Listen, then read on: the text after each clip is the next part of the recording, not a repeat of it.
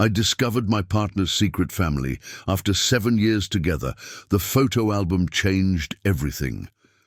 The leather-bound photo album fell from the top shelf with a heavy thud, sending a cloud of dust into the air.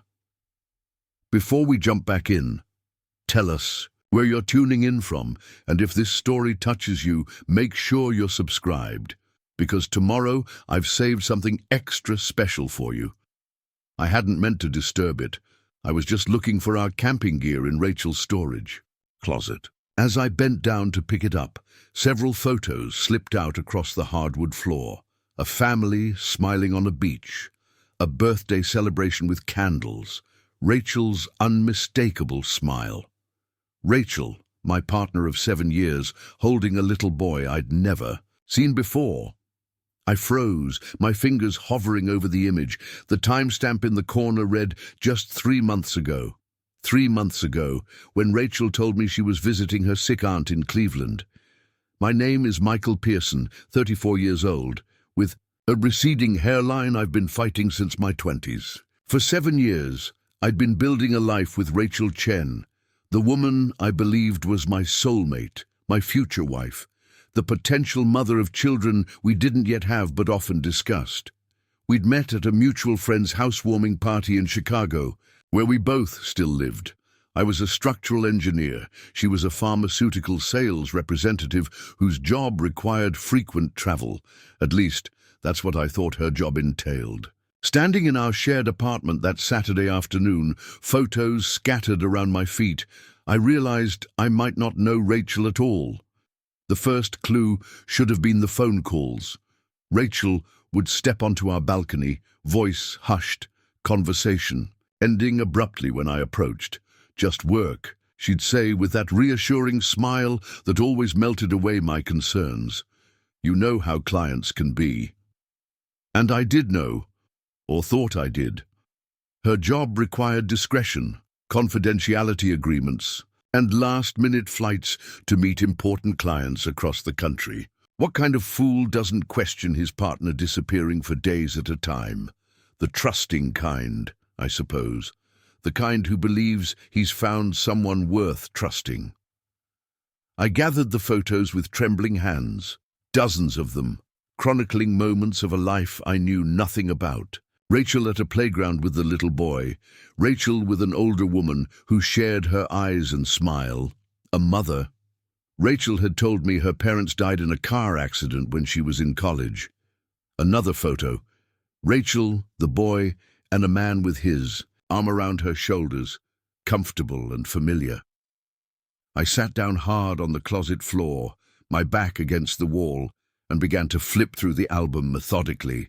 Each page revealed another piece of an elaborate puzzle, another fragment of a life Rachel had kept hidden from me for 7 years, of shared breakfasts, movie nights, and whispered dreams of our future. The boy appeared to be about 5 years old. He had Rachel's eyes and smile, but darker skin and curly hair. In one photo, Rachel was cutting a birthday cake with the number 5 on it, dated just 2 months ago. Another business trip to Boston. My phone buzzed in my pocket. Rachel. Hey, babe, flight's delayed in Denver. Probably won't be home until late tonight. Don't wait up. Denver. Another lie. No problem, I replied, my voice steadier than I expected. Safe travels. I continued through the album. The further back I went, the younger the boy became, until I reached photos of Rachel in a hospital. Bed, cradling a newborn. The timestamp showed a date 4 years into our relationship. 4 years ago, Rachel had told me she needed emergency gallbladder surgery. She'd been absent for nearly 2 weeks. I'd sent flowers to her hospital room, but couldn't visit because she was supposedly recovering at her cousin's house in Milwaukee. The cousin I'd never met. The cousin who was apparently as fictional as everything else. My mind raced through years of memories, re-examining every business trip, every family emergency, every late night at the office. How many of those had been visits to this other life, this secret family? The last page of the album held a marriage certificate, Rachel Chen and David Ortega, married 6 years before Rachel and I had even met. I stared at it, my world collapsing around me. 7 years of my life built on an elaborate foundation of lies. 7 years of loving someone who didn't exist. I carefully returned the photos to the album and placed it exactly where I'd found it. Then I went to the kitchen, poured myself 3 fingers of bourbon, and called the one person I knew would understand. My older brother, James. "I need you to come over," I said when he answered, "and I need you not to ask questions until you get here." James arrived 45 minutes later. He took one look at me sitting at the kitchen island, the bottle of bourbon now significantly emptier, and sat down silently beside me. "Rachel has another family," I said flatly, "a husband, a child, another life." James didn't speak for several long moments. "Are you sure?" he finally asked. I nodded toward the photo album I'd brought to the kitchen. "See for yourself." As James flipped through the pages, his expression shifted from skepticism to shock to anger. "Jesus, Michael, how long have you known?" "About 2 hours." "What are you going to do?" I stared into my glass. "I don't know." But even as I said it, I realized I did know. I just hadn't admitted it to myself yet. The Michael from this morning, trusting, oblivious, happy, might have confronted Rachel, might have demanded explanations, might have fought to save whatever could be salvaged from the wreckage of our relationship. But that Michael was gone, replaced by someone colder, more calculating, someone who understood that 7 years of deception wasn't a mistake or a momentary lapse in judgment. It was a masterclass in manipulation. "I need time," I told James. "Time to figure out who I'm really dealing with. Time to understand exactly what's been happening." James nodded slowly. "You're not staying here tonight." It wasn't a question, but I answered anyway. "I can't." "Not yet. I need to think." "Pack a bag," he said, standing. "You're coming to my place." That night, on James's couch, I started investigating. In 7 years together, Rachel and I had accumulated countless photos, social media posts, joint accounts, shared friends. I began cataloging the gaps, the weekends she was unreachable, the trips that seemed to have no digital footprint, the inconsistencies in her stories about her past. I created a timeline on my laptop, meticulously documenting every absence longer than 24 hours. A pattern emerged. 3 to 4 days every month. Holiday rotations, she was always working, on either Christmas or Thanksgiving, alternating years. 2-week stretches in the summer when she'd be at sales conferences, with limited cell service. The more I looked, the more obvious it became. Rachel hadn't just been living a double life. She'd been expertly managing 2 complete existences, allocating her time with precision, maintaining boundaries between worlds that were never meant to intersect. My phone buzzed again. "Rachel. Just landed. Miss you. See you in the morning." I turned off my phone without replying. The next day, I called in sick to work. I couldn't face designing structural supports for buildings when the foundation of my own life had collapsed. Instead, I asked James to swing by our apartment in the morning to check if Rachel had returned home. "Her suitcase is there," he reported, "but she's already left for the day, probably at work." I nodded.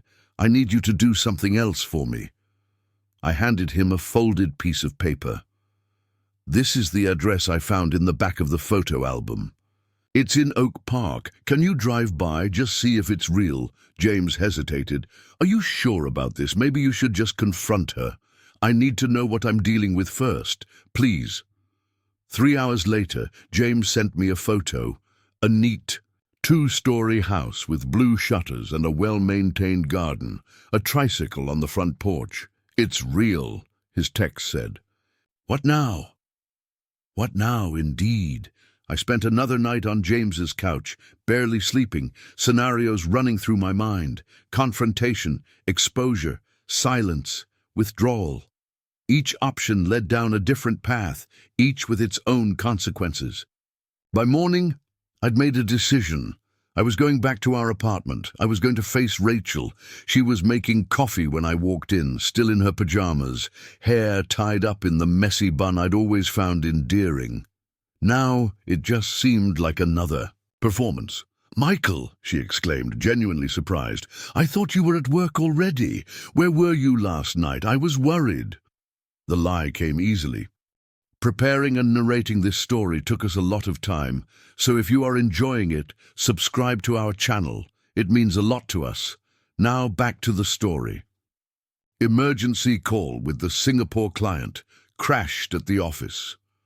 I watched her face carefully, looking for signs of suspicion, but saw only relief. "You should have texted," she said, pouring me a cup of coffee just the way I liked it.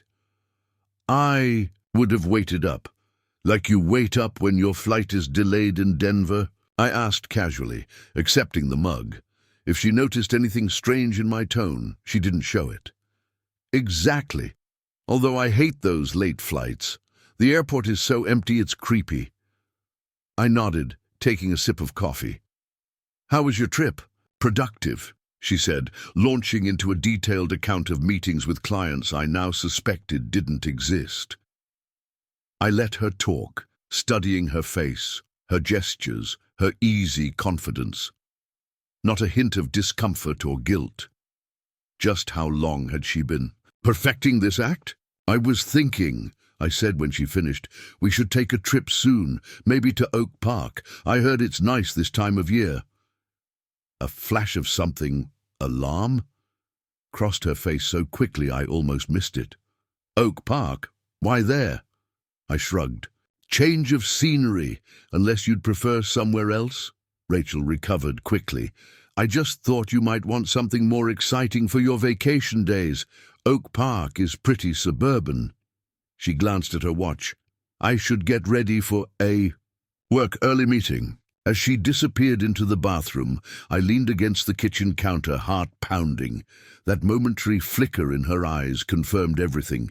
Oak Park wasn't just an address in a photo album. It was her other home. I called my office and extended my sick leave by a week. "Family emergency," I told them. Not entirely a lie. Then I did something I never thought I'd do. I followed Rachel. She left the apartment dressed for work, briefcase in hand, every inch the successful pharmaceutical rep. I trailed her at a safe distance, watching as she drove not to her office downtown, but to a coffee shop in Wicker Park. There she changed. Clothes in her car, from business attire to casual jeans and a sweater, before continuing her journey. I followed her all the way to Oak Park, to the blue shuttered house from James's photo. She parked in the driveway, collected grocery bags from her trunk, and walked through the front door without knocking. At home. I parked down the street, hands gripping the steering wheel so tightly my knuckles turned white. What was I doing? What did I hope to accomplish by witnessing this? Yet I couldn't make myself leave. An hour later, Rachel emerged with the little boy from the photos. She helped him into a booster seat in her car, then drove to what appeared to be an elementary school. I watched from a distance as she walked him to the entrance, kneeling to straighten his backpack before kissing him goodbye. A mother. My Rachel was a mother. I followed her back to the house, where she stayed for another 2 hours before emerging in her business clothes again. This time, she drove to a medical office building in downtown Chicago. Her actual workplace, I presumed. I didn't follow her inside. Instead, I drove back to our apartment and waited. Rachel returned home at her usual time, around 6:30 p.m. She looked tired, but smiled when she saw me. "Feeling better?" she asked, setting down her briefcase. "Much," I replied. "How was your day?" "Usual Tuesday madness," she said, kicking off her heels. "You know how it is." I did know how it was. Her Tuesdays usually involved meetings with the sales team and lunch with her manager. Except today, Tuesday, she'd spent the morning in a different house with a child I'd never met. "I thought we could order in tonight," I suggested. "Maybe watch that documentary you've been wanting to see." Rachel's smile faltered slightly. Actually, I need to head back out soon. Emergency client meeting. Shouldn't be too late, though. Another lie. I wondered where she was really going. Back to Oak Park, to her other home, her other life. No problem, I said smoothly. Tomorrow, then. She disappeared into the bedroom to change clothes. When she emerged, she was dressed casually again, her work persona replaced with comfortable mom attire. "Don't wait up," she called as she headed for the door.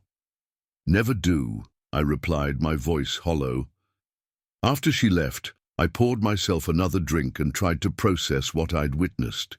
The dual wardrobes, the seamless transitions, the complete compartmentalization of two separate lives. It was both impressive and horrifying. My phone rang. "James, did you talk to her?" "Not yet," I admitted. I followed her instead. Silence. On the other end of the line. "Then what did you find out?" "Everything," I said, "and nothing. I still don't understand why, or how she justifies it to herself." "Are you going to confront her?" I swirled the amber liquid in my glass. "Yes, but not yet. I need more information." The next day, I took a calculated risk. While Rachel was at her actual job, at least I assumed it was her actual job, I drove to Oak Park. The blue-shuttered house was quiet, no cars in the driveway. I parked across the street and watched, feeling like an intruder in a life that had been hidden from me for years. An elderly woman emerged from the neighboring house, giving me a curious look as she collected her mail. I nodded politely, then pretended to check my phone, hoping she wouldn't approach. No such luck. "Can I help you?" she called, her tone friendly but suspicious. I lowered my window. "Just waiting for a friend," I lied. She tilted her head, studying me. "You're not one of David's work colleagues, are you? He's not home during the day." David, the name from the marriage certificate. Rachel's husband. "No, ma'am," I replied, my mouth dry. "Different friend."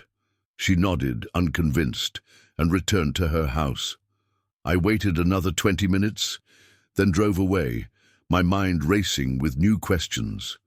David worked during the day. The boy attended school. Rachel visited in the mornings and evenings. How had she maintained this elaborate schedule for years without anyone noticing the inconsistencies? That evening, when Rachel returned home, to our home, I was waiting with dinner prepared, wine poured, and a decision made. This would end tonight. "This is a nice surprise," she said, kissing my cheek as she set down her bags. "What's the occasion?" 7 years, I replied. 7 years together deserves recognition, don't you think? Her smile was genuine. "Has it been that long already? Time flies." We ate dinner, making small talk about work, friends, the upcoming weekend. Rachel was relaxed, affectionate, completely present. If I hadn't seen her with my own eyes that morning in another home with another family, I would never have suspected a thing. After dinner, I refilled our wine glasses and took her hand.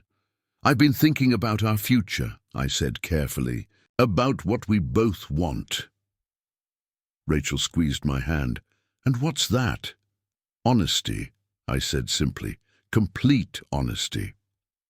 Her expression didn't change, but something shifted in her eyes. Wariness. "Of course. We've always been honest with each other." I released her hand and reached for the envelope I'd placed on the side table. From it, I removed several photos, copies I'd made of the ones that had fallen from the album. I laid them on the coffee table between us, one by one. The boy, the house, David, the birthday party. Rachel went completely still, her face draining of color. For several long moments, neither of us spoke. The only sound was the ticking of the clock on the wall, marking the final seconds of our relationship. "How long have you known?" she finally asked, her voice barely above a whisper. "Does it matter?" She looked up from the photos, her eyes meeting mine. "It matters to me." 3 days, I replied. The album fell when I was looking. For the camping gear. Rachel nodded slowly, as if this made perfect sense. As if discovering your partner's secret family was a normal, predictable event. "I was going to tell you," she said. I laughed, a harsh sound that seemed to come from someone else. "When? After another 7 years? Or were you waiting for your 10-year anniversary? Would that have been a better milestone for the truth?" "It's complicated, Michael." "Enlighten me then. Help me understand how you've been married to another man, our entire relationship, how you have a child I never knew existed, how every third weekend of the month, when you're supposedly at sales conferences, you're actually being a mother and a wife to people who aren't me." Rachel's composure cracked. Tears filled her eyes. "I never meant to hurt you. And yet here we are." She took a deep breath. "David and I married young. Too young. By the time I realized it was a mistake, his mother had been diagnosed with terminal cancer. I couldn't leave. It would have destroyed him, destroyed their family. I stayed, but I was desperately unhappy. So you created a separate life with me. It wasn't a question. I met you at Jennifer's party, and I felt alive again, connected. It was supposed to be a brief affair, something to help me cope. But then we fell in love, and I couldn't bear to end it. Why not end your marriage instead?" Rachel's gaze dropped to the photos. "By then, I was pregnant, unplanned. David was ecstatic. His mother lived just long enough to hold her grandson." She wiped away a tear. "I told myself I could manage both lives until Oliver was older, until David was stronger. Then I'd find a way to bring everything into the open." 7 years, Rachel." My voice was hard. 7 years of lies. "I know," she whispered. "There's no excuse." "Does he know about me?" She shook her head. "No one knows. I've kept the worlds completely separate." The irony wasn't lost on me. In trying to avoid hurting anyone, she'd guaranteed maximum damage to everyone involved. "What happens now?" Rachel asked quietly. I stood up, suddenly exhausted. "Now I pack my things and leave. What happens with you, your husband, your son? That's not my concern anymore. Michael, please." She reached for my hand, but I stepped back. "We can work through this." "There is no we anymore, Rachel. There never really was." That night, I packed 2 suitcases with essential belongings and moved temporarily into James's spare bedroom. Rachel called repeatedly, texted constantly, even showed up at my office. I maintained my silence. What was there left to say? 2 weeks later, I hired a moving company to collect the rest of my things from the apartment. Rachel was there, watching silently as strangers boxed up 7 years of memories. As they carried the last box out, she approached me, her eyes red from crying. "I never lied about loving you," she said quietly. I looked at her, really looked at her, for the last time. The woman I'd planned to marry, the woman who had another husband, another home, another life entirely. "The problem is," I replied, "I don't know which parts were lies and which were truth anymore, and I don't have the energy to figure it out." As I turned to leave, she pressed something into my hand, a folded piece of paper. "When you're ready," she said.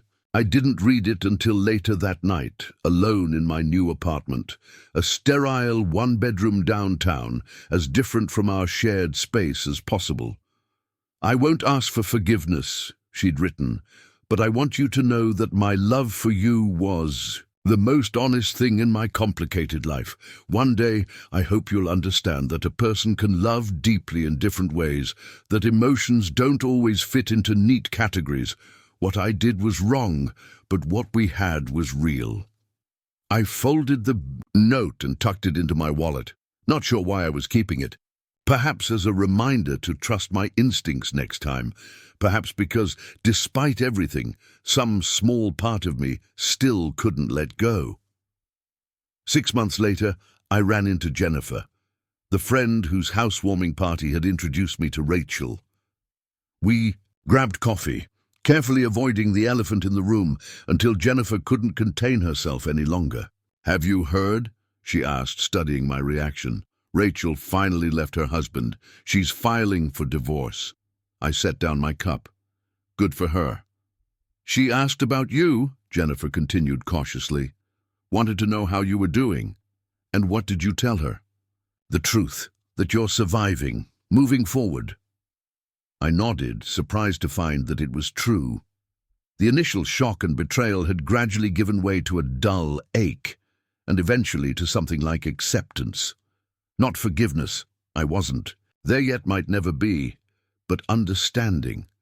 Rachel had been trapped in a prison, partly of her own making, but a prison nonetheless. The love between us had been real, but built on a foundation of sand. No relationship could survive such fundamental deception. "Are you seeing anyone?" Jennifer asked. "Not yet," I replied. "I'm still learning how to trust again." Later that evening, I found myself pulling out the photo album I'd created after the separation. Not of Rachel and me, but of my life before her and after her. Photos of family, friends, places I'd visited alone, evidence of a life that existed, independently of the relationship I thought defined me. The last page held a new addition, a contract for a structural engineering project in Seattle, a fresh start in a new city, a chance to rebuild, this time on solid ground. As I closed the album, my phone chimed with a text message from an unsaved number I still recognized. "Rachel, I heard you're moving to Seattle. I'm happy for you. You deserve every good thing." I didn't respond, but I didn't block the number either. Some doors are better left neither fully open nor completely closed, but simply unattended. Time would determine whether they would ever need to be addressed again. That night I dreamt not of Rachel or the life we'd shared, but of blueprints and foundations and structures built to withstand earthquakes. In the morning I woke with a clarity I hadn't felt in months. The photo album had changed everything, exposed lies, yes, but also freed me from a relationship built on illusion. 7 years with Rachel had taught me many things, but perhaps the most valuable lesson was this: the truth may break you for a time, but deception breaks you forever. I chose to be broken and healing rather than whole and hollow. Seattle was waiting, a new chapter was beginning, and this time I would be the author of my own story. I sat down hard on the closet floor, my back against the wall, and began to flip through the album methodically. Each page revealed another piece of an elaborate puzzle, another fragment of a life Rachel had kept hidden from me for 7 years, of shared breakfasts, movie nights, and whispered dreams of our future. The boy appeared to be about 5 years old. He had Rachel's eyes and smile, but darker skin and curly hair. In one photo, Rachel was cutting a birthday cake with the number 5 on it, dated just 2 months ago, another business trip to Boston. My phone buzzed in my pocket. "Rachel. Hey babe, flight's delayed in Denver. Probably won't be home until late tonight. Don't wait up." Denver. Another lie. "No problem," I replied, my voice steadier than I expected. "Safe travels." I continued through the album. The further back I went, the younger the boy became, until I reached photos of Rachel in a hospital bed, cradling a newborn. The timestamp showed a date 4 years into our relationship. 4 years ago, Rachel had told me she needed emergency gallbladder surgery. She'd been absent for nearly 2 weeks. I'd sent flowers to her hospital room but couldn't visit because she was supposedly recovering at her cousin's house in Milwaukee. The cousin I'd never met. The cousin who was apparently as fictional as everything else. My mind raced through years of memories, re-examining every business trip, every family emergency, every late night at the office. How many of those had been visits to this other life, this secret family? The last page of the album held a marriage certificate. Rachel Chen and David Ortega. Married 6 years before Rachel and I had even met. I stared at it, my world collapsing around me. 7 years. of my life built on an elaborate foundation of lies. 7 years of loving someone who didn't exist. I carefully returned the photos to the album and placed it exactly where I'd found it. Then I went to the kitchen, poured myself 3 fingers of bourbon, and called the one person I knew would understand, my older brother, James. "I need you to come over," I said when he answered, "and I need you not to ask questions until you get here." James arrived 45 minutes later. He took one look at me, sitting at the kitchen island, the bottle of bourbon now significantly emptier, and sat down silently beside me. "Rachel has another family," I said flatly. "A husband, a child, another life." James didn't speak for several long moments. "Are you sure?" he finally asked. I nodded toward the photo album I'd brought to the kitchen. "See for yourself." As James flipped through the pages, his expression shifted from skepticism to shock, to anger. "Jesus, Michael, how long have you known?" "About 2 hours." "What are you going to do?" I stared into my glass. "I don't know." But even as I said it, I realized I did know. I just hadn't admitted it to myself yet. The Michael from this morning, trusting, oblivious, happy, might have confronted Rachel, might have demanded explanations, might have fought to save whatever could be salvaged from the wreckage of our relationship. But that Michael was gone, replaced by someone colder, more calculating, someone who understood that 7 years of deception wasn't a mistake or a momentary lapse in judgment. It was a masterclass in manipulation. "I need time," I told James. "Time to figure out who I'm really dealing with. Time to understand exactly what's been happening." James nodded slowly. "You're not staying here tonight." It wasn't a question, but I answered anyway. "I can't. Not yet. I need to think." "Pack a bag," he said, standing. "You're coming to my place."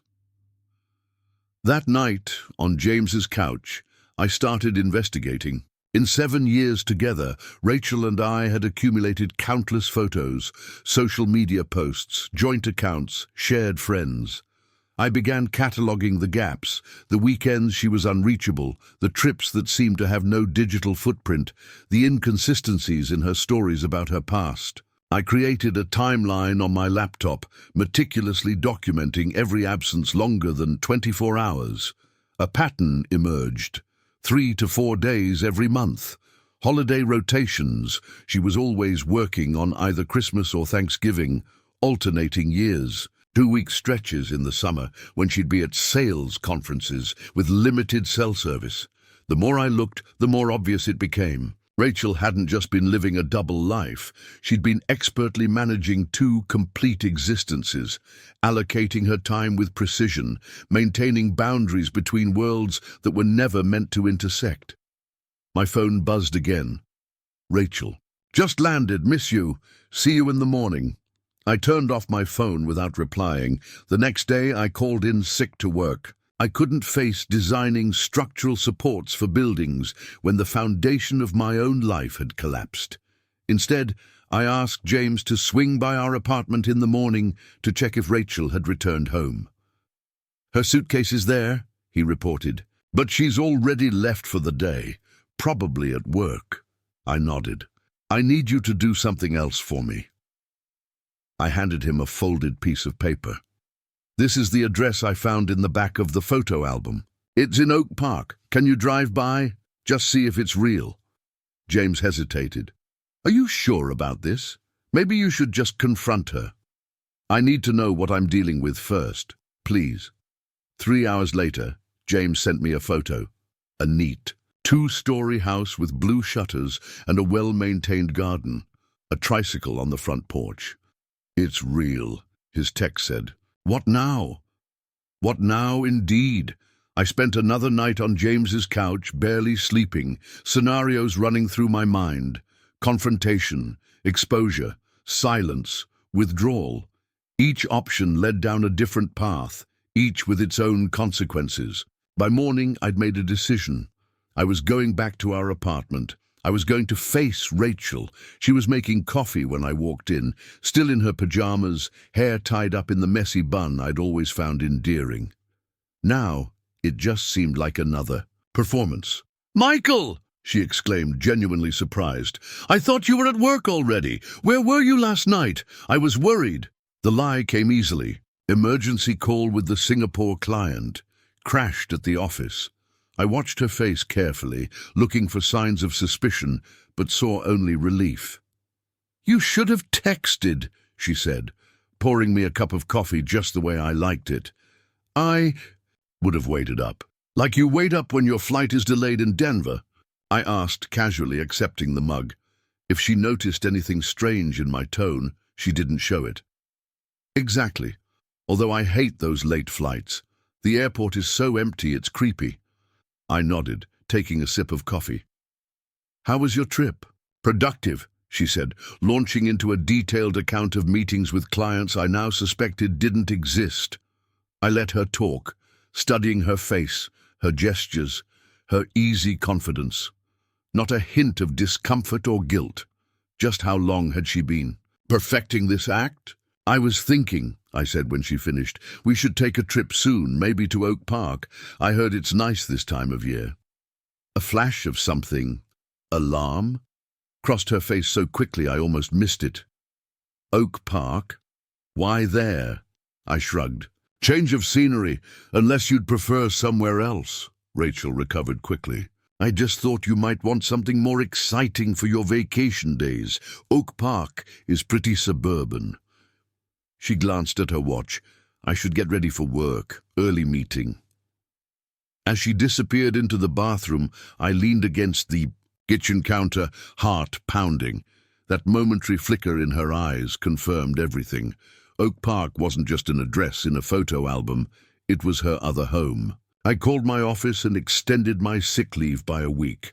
Family emergency, I told them, not entirely a lie. Then I did something I never thought I'd do. I followed Rachel. She left the apartment dressed for work, briefcase in hand, every inch. The successful pharmaceutical rep. I trailed her at a safe distance, watching as she drove not to her office downtown, but to a coffee shop in Wicker Park. There, she changed clothes in her car, from business attire to casual jeans and a sweater, before continuing her journey. I followed her all the way to Oak Park, to the blue shuttered house from James's photo.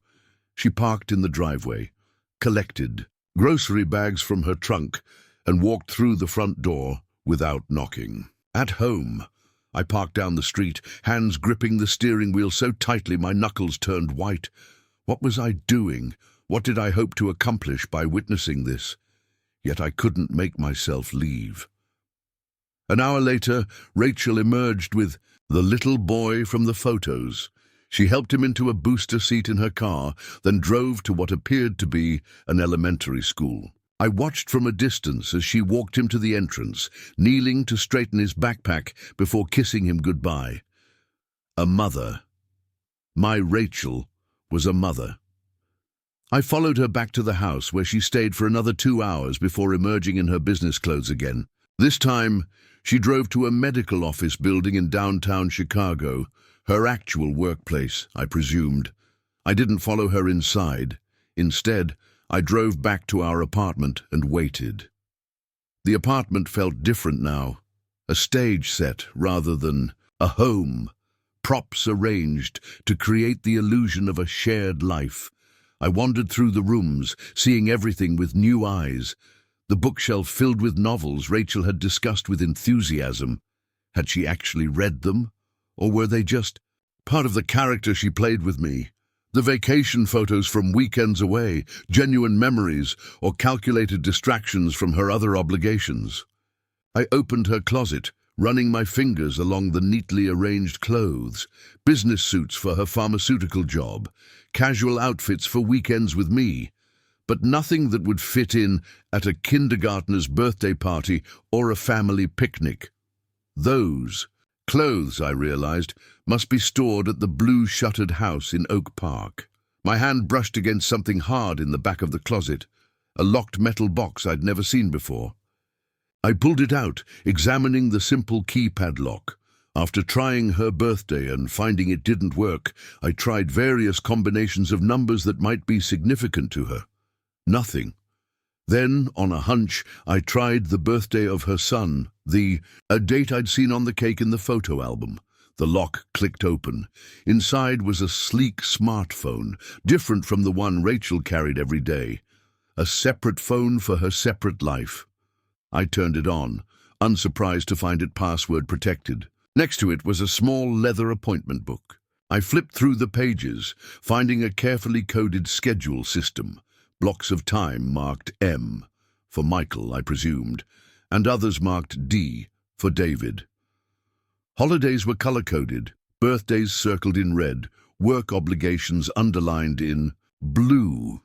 It was all there, the meticulous planning required to maintain two completely separate lives without either one bleeding into the other. I was looking at the infrastructure of Rachel's deception, the system that had allowed her to compartmentalize her existence so completely that neither her husband nor I had noticed anything amiss for years.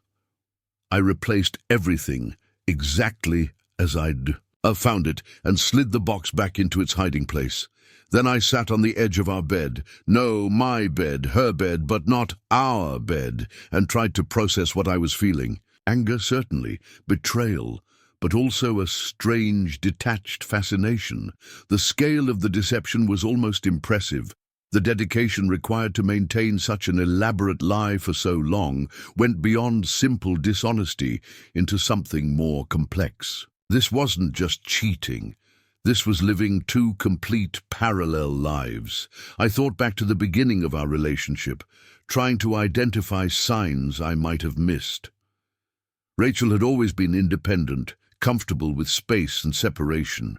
She'd been clear from the start that her job required travel and odd hours. I'd respected her autonomy, proud of myself for not being the jealous, controlling type. What a fool I'd been.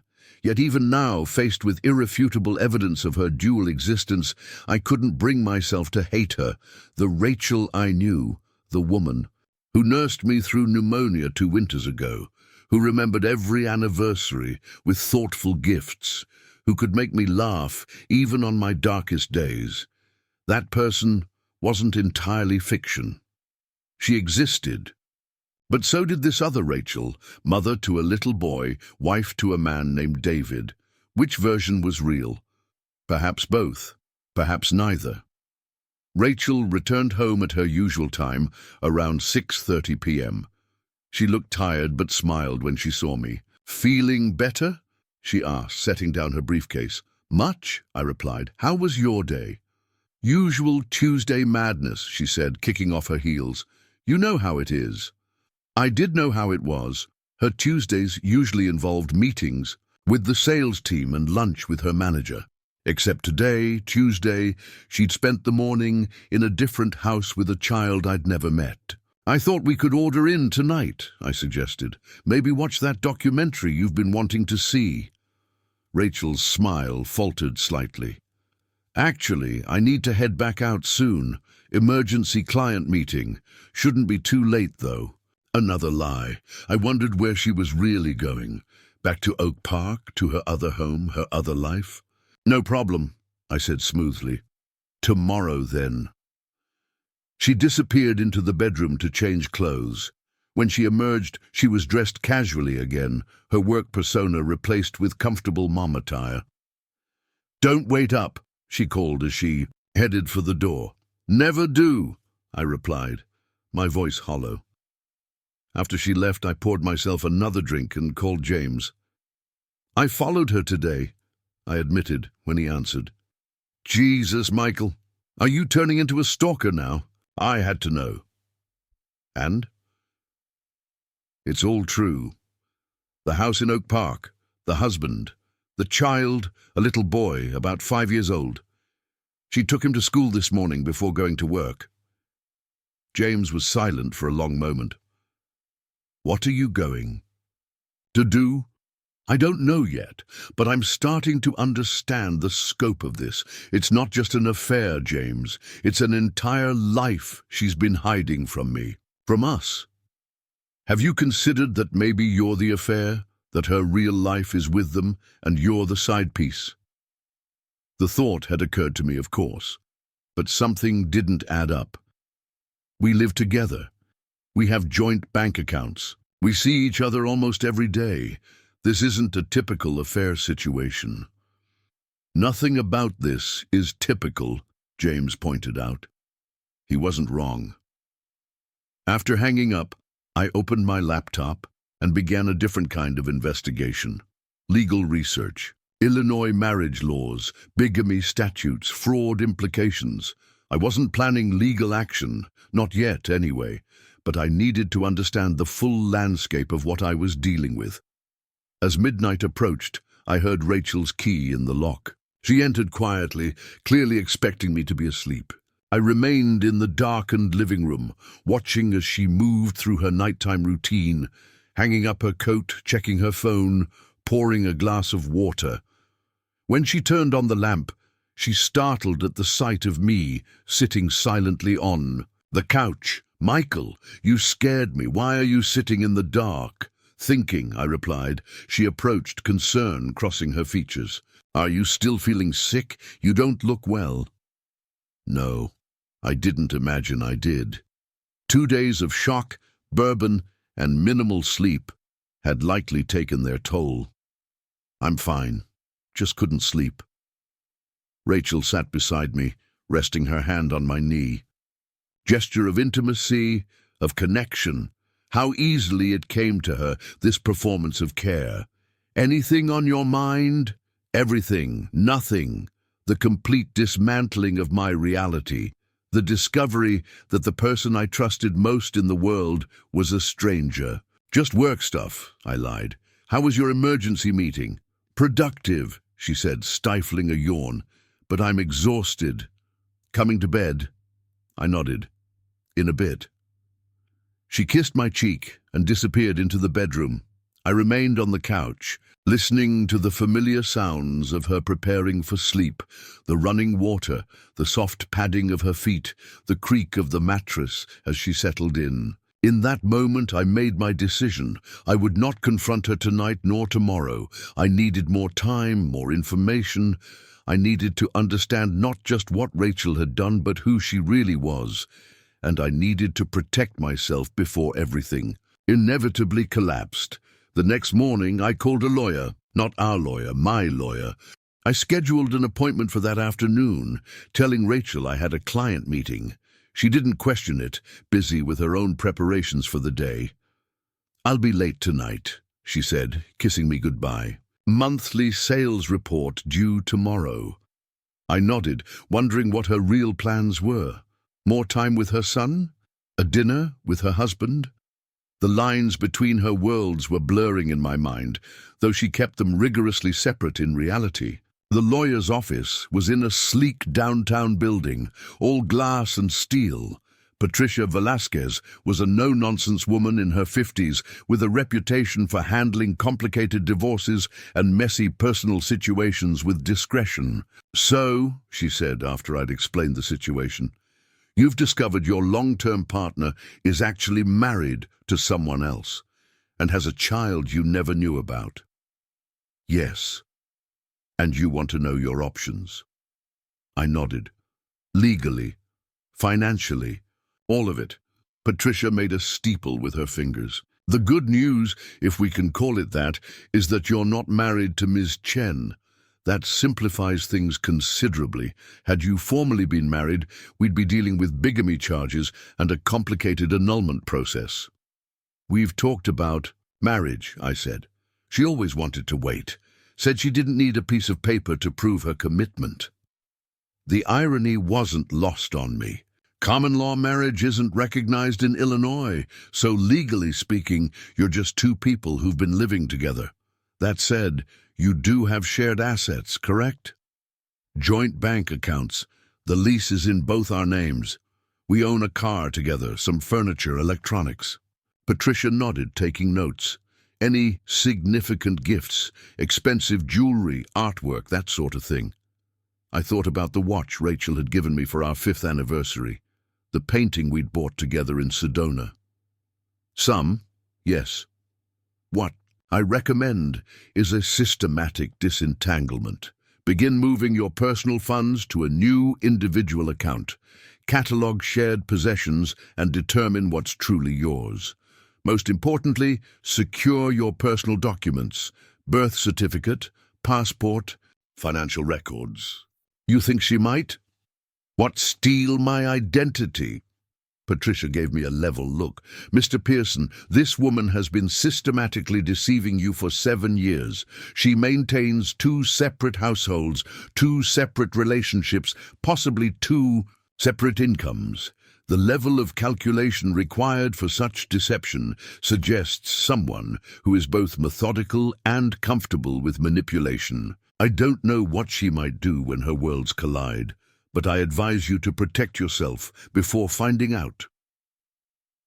It was sound advice. I left the meeting with a clear action plan and a gnawing sense of unreality. This wasn't supposed to be my life, consulting lawyers about how to disentangle myself from a relationship built entirely on lies. That afternoon, I opened a new bank account at a different bank. I transferred half the money from our joint savings, not all, just my fair share. I'd ordered a safe deposit box for my important documents. I contacted our landlord about the process for removing one name from a lease. Each action felt like another step away from the life I'd thought I was building. Each decision solidified the understanding that there was no going back. That evening, Rachel texted that she'd be working late at the office. I didn't question it, didn't check up on her. Instead, I used the time to continue my preparations. I photographed every room in the apartment, documenting our shared possessions. I made copies of important paperwork. I began researching apartments in a different neighborhood. As I worked, a strange calm settled over me. The initial shock had given way to focused determination. If Rachel could methodically maintain 2 separate lives for years, I could methodically plan my exit in a matter of days. By the time she returned home, late, apologetic, bearing takeout as a peace offering, I had already mapped out the next 3 months of my life, a life without her. "You've been busy," she commented, noticing the reorganized bookshelves, the cleared desk.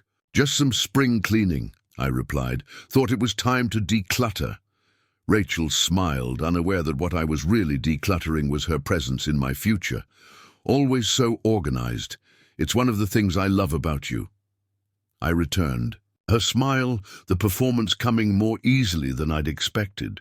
"One of the many things I love about you is that you bring food when you work late." We ate dinner together, discussing our days in the superficial way of long-term couples, work anecdotes, complaints about colleagues, plans for the weekend. It was almost normal, almost believable. "I was thinking," Rachel said as we cleaned up, "maybe we should take that trip you mentioned. Not Oak Park," she wrinkled her nose, "but somewhere nice, the Michigan shore maybe. We both could use a break." I nodded noncommittally. "Let me check my schedule." Later, lying beside her in bed, listening to her steady breathing, I wondered about David. Did he know something was off? Did he sense the fractures in his marriage the way I'd been blind to the fractures in our relationship? Or was he just as deceived as I had been, content in his ignorance, playing with his son in the blue-shuttered house, while his wife slipped between worlds like a ghost? I almost felt a kinship with him, this stranger who shared with me the dubious honor of loving the same duplicitous woman, both of us building lives on quicksand, unaware of the shifting ground beneath our feet. In the darkness, Rachel stirred, her hand finding mine in familiar comfort. I didn't pull away. Not yet. For a few more nights, I would let myself live in the illusion we'd created together. Soon enough, reality would shatter everything. The next morning, I woke before Rachel and slipped out to meet James for breakfast. He was waiting at our usual diner, coffee already ordered for both of us. "You look terrible," he said by way of greeting. "Thanks. Have you confronted her yet? I shook my head. Not yet. I'm getting my affairs in order first. Lawyer's advice. James's eyebrows shot up. You saw a lawyer? This is getting serious. It was always serious, James. I just didn't know it. We ate in silence for a few minutes before James spoke again. What happens when you do confront her? What's your endgame here? It was a good question. What did I want? Revenge, answers, closure. I want the truth, I finally said. The whole truth, before I walk away. And if the truth is complicated, if there's more to this than you think, I set down my fork. What could possibly justify 7 years of lying about a husband and child? James shrugged. I don't know, but humans are complicated, Michael. Relationships are complicated. This goes beyond complicated. This is pathological. Maybe, James conceded. Or maybe she's trapped in something she doesn't know how to escape. Maybe she's protecting someone. Maybe there's abuse involved. I hadn't considered that possibility. The thought of Rachel being coerced or threatened into this bizarre double life was disturbing. You think she's in danger? I'm not saying that. I'm just saying there might be more to the story than your girlfriend is a sociopathic liar. You should at least hear her out before you burn everything to the ground. He had a point. As much as I wanted clean, righteous anger, as much as I felt entitled to it, the reality was likely more nuanced. 7 years together meant something. It had to. After breakfast, I returned to the apartment to find Rachel still there, working on her laptop at the kitchen table. Thought you'd be at the office by now, I said, pouring myself a coffee. Working from home today, she replied, not looking up from her screen. Easier to focus here. I watched her for a moment, the furrowed brow of concentration, the habitual tucking of hair behind her ear, the rhythmic tapping of her fingers when she was thinking, familiar gestures from a woman who had become a stranger overnight. Rachel, I said quietly, we need to talk. She glanced up, something in my tone catching her attention. For a moment, I thought I saw a flicker of fear in her eyes. Then it was gone, replaced by her usual attentive expression. Of course. What's up? I took a deep breath, preparing to upend both our worlds. But before I could speak, her phone rang. The everyday phone, not the secret one I'd found in her closet box. Sorry, I need to take this, she said, checking the screen. It's work. She stepped onto the balcony, closing the door behind her. Through the glass, I could see her animated conversation, the professional mask sliding into place. Another performance in a life full of them. When she returned, the moment had passed. Sorry about that client emergency. You wanted to talk about something. I hesitated, then shook my head. It can wait. Sounds like you have a busy day. Rachel studied me for a moment as if trying to gauge my sincerity. Then she nodded. Tonight, then. I'll cook dinner. Open a bottle of wine. We can talk properly. Tonight, I agreed. As she returned to her laptop, I retreated to the bedroom, my heart pounding. Tonight, then. The end would begin tonight. The rest of the day passed in a haze of anticipation. I went through the motions of work from home, answering emails and reviewing blueprints with mechanical precision, while my mind raced ahead to the evening's confrontation. Rachel remained absorbed in her own tasks, occasionally glancing up to smile at me, those same warm smiles that had once felt like sunshine, now casting long shadows of doubt. At 5 o'clock, she closed her laptop and stood.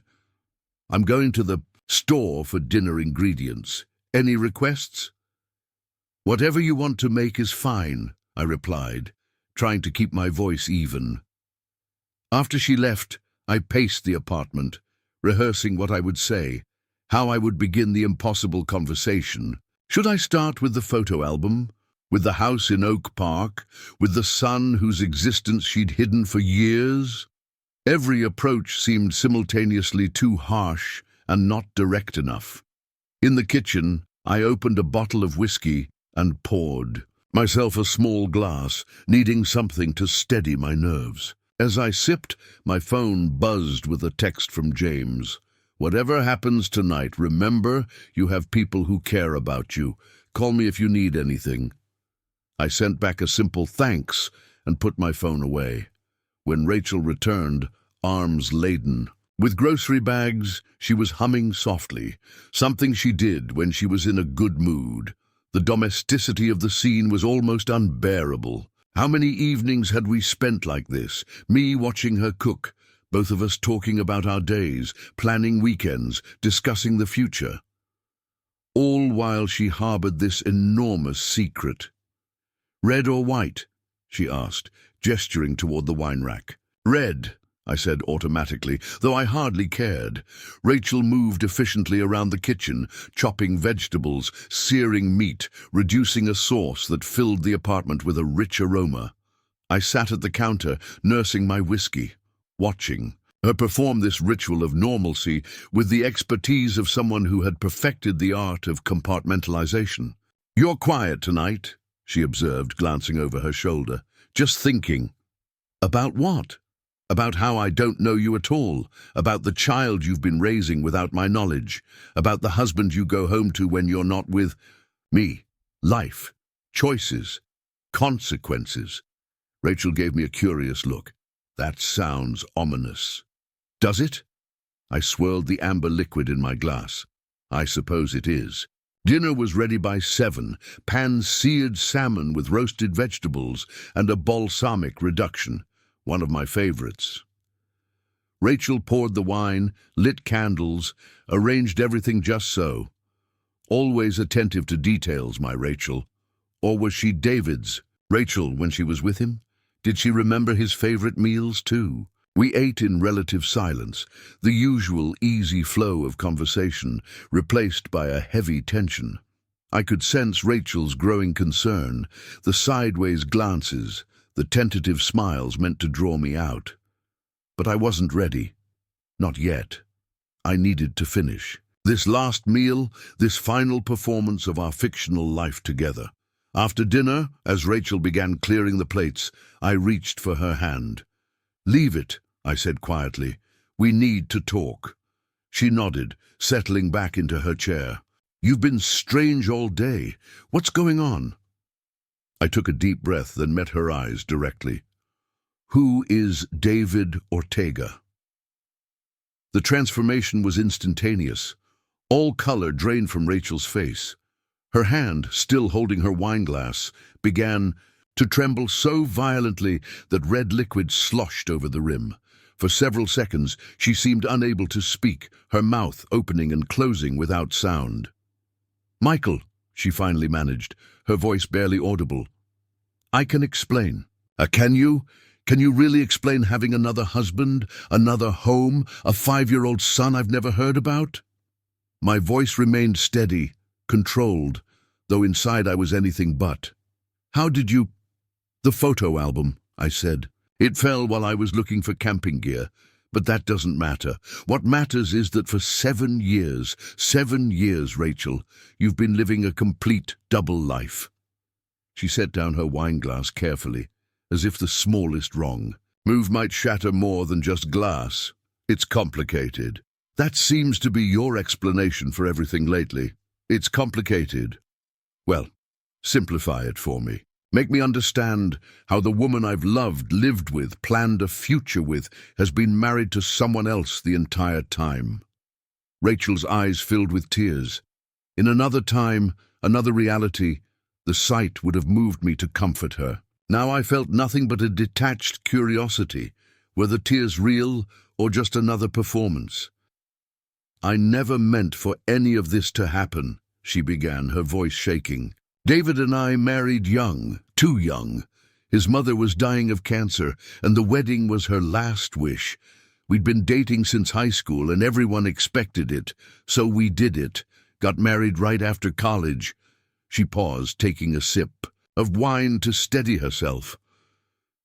"It was a mistake almost immediately. We weren't ready. We wanted different things. But his mother's condition worsened, and divorcing then would have crushed her. So we stayed together, going through the motions, waiting. And after she died, Rachel looked down at her hands. She didn't, not for years. She had this rare form of slow-progressing cancer. The doctors kept trying new treatments, and she'd rally, then decline, then rally again. During one of those good periods, I got a job offer in Chicago, the pharmaceutical company. David couldn't leave his job or his mother, so we agreed I'd commute back to Milwaukee on weekends. Milwaukee, I repeated. You told me you were from Portland. Rachel winced. I know. The lies started small, changing details about my past to avoid inconsistencies. Milwaukee became Portland. One sibling became none. Married became single. And then you met me. She nodded, a tear slipping down her cheek. The night we met, at Jennifer's party, I hadn't planned on talking to anyone. I was just there to network for work. But you made me laugh, really laugh, for the first time in years. We connected in a way I hadn't experienced before. It was supposed to be one night, one conversation. Then it became coffee, then dinner, then 7 years of lies. I finished for her. I fell in love with you, Rachel said quietly. I hadn't expected that, hadn't wanted it, but it happened, and I was stuck. Trapped between a marriage I couldn't easily end and a relationship I couldn't bear to lose. So you chose both. At first, it was just a holding pattern. I told myself I'd figure out how to end things with David, then be with you fully. But his mother's condition worsened again, and the timing never seemed right. Then, she trailed off, looking away. Then you got pregnant, I supplied. The timeline I'd pieced together from the photos was becoming clearer. Rachel nodded miserably. It wasn't planned. David and I had barely been intimate for over a year. By then, it was a one-night reconciliation attempt that shouldn't have happened. But when I found out I was pregnant, you told me you were having gallbladder surgery. You disappeared for 2 weeks while you were giving birth to another man's child. Yes, she whispered. The admission hung in the air between us, stark and irrefutable. I poured myself more whiskey, needing something stronger than wine for this conversation. So let me understand this, I said after a long moment. You've been married to David for, 13 years now. While being with me for 7, you have a child with him who is now 5 years old. You maintain 2 separate households, 2 separate lives. You switch between them like changing clothes. Rachel flinched at the harshness of my summary, but didn't deny it. When you say it like that, it sounds monstrous. How else should I say it? I don't know. She pressed her palms against her eyes.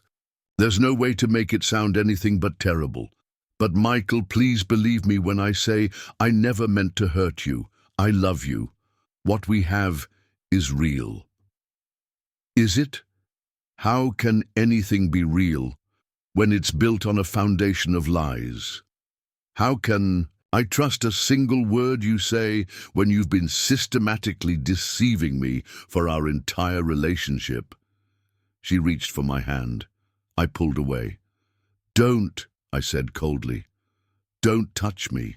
Rachel withdrew, wrapping her arms around herself. What happens now? I laughed without humor. That's what you're asking me?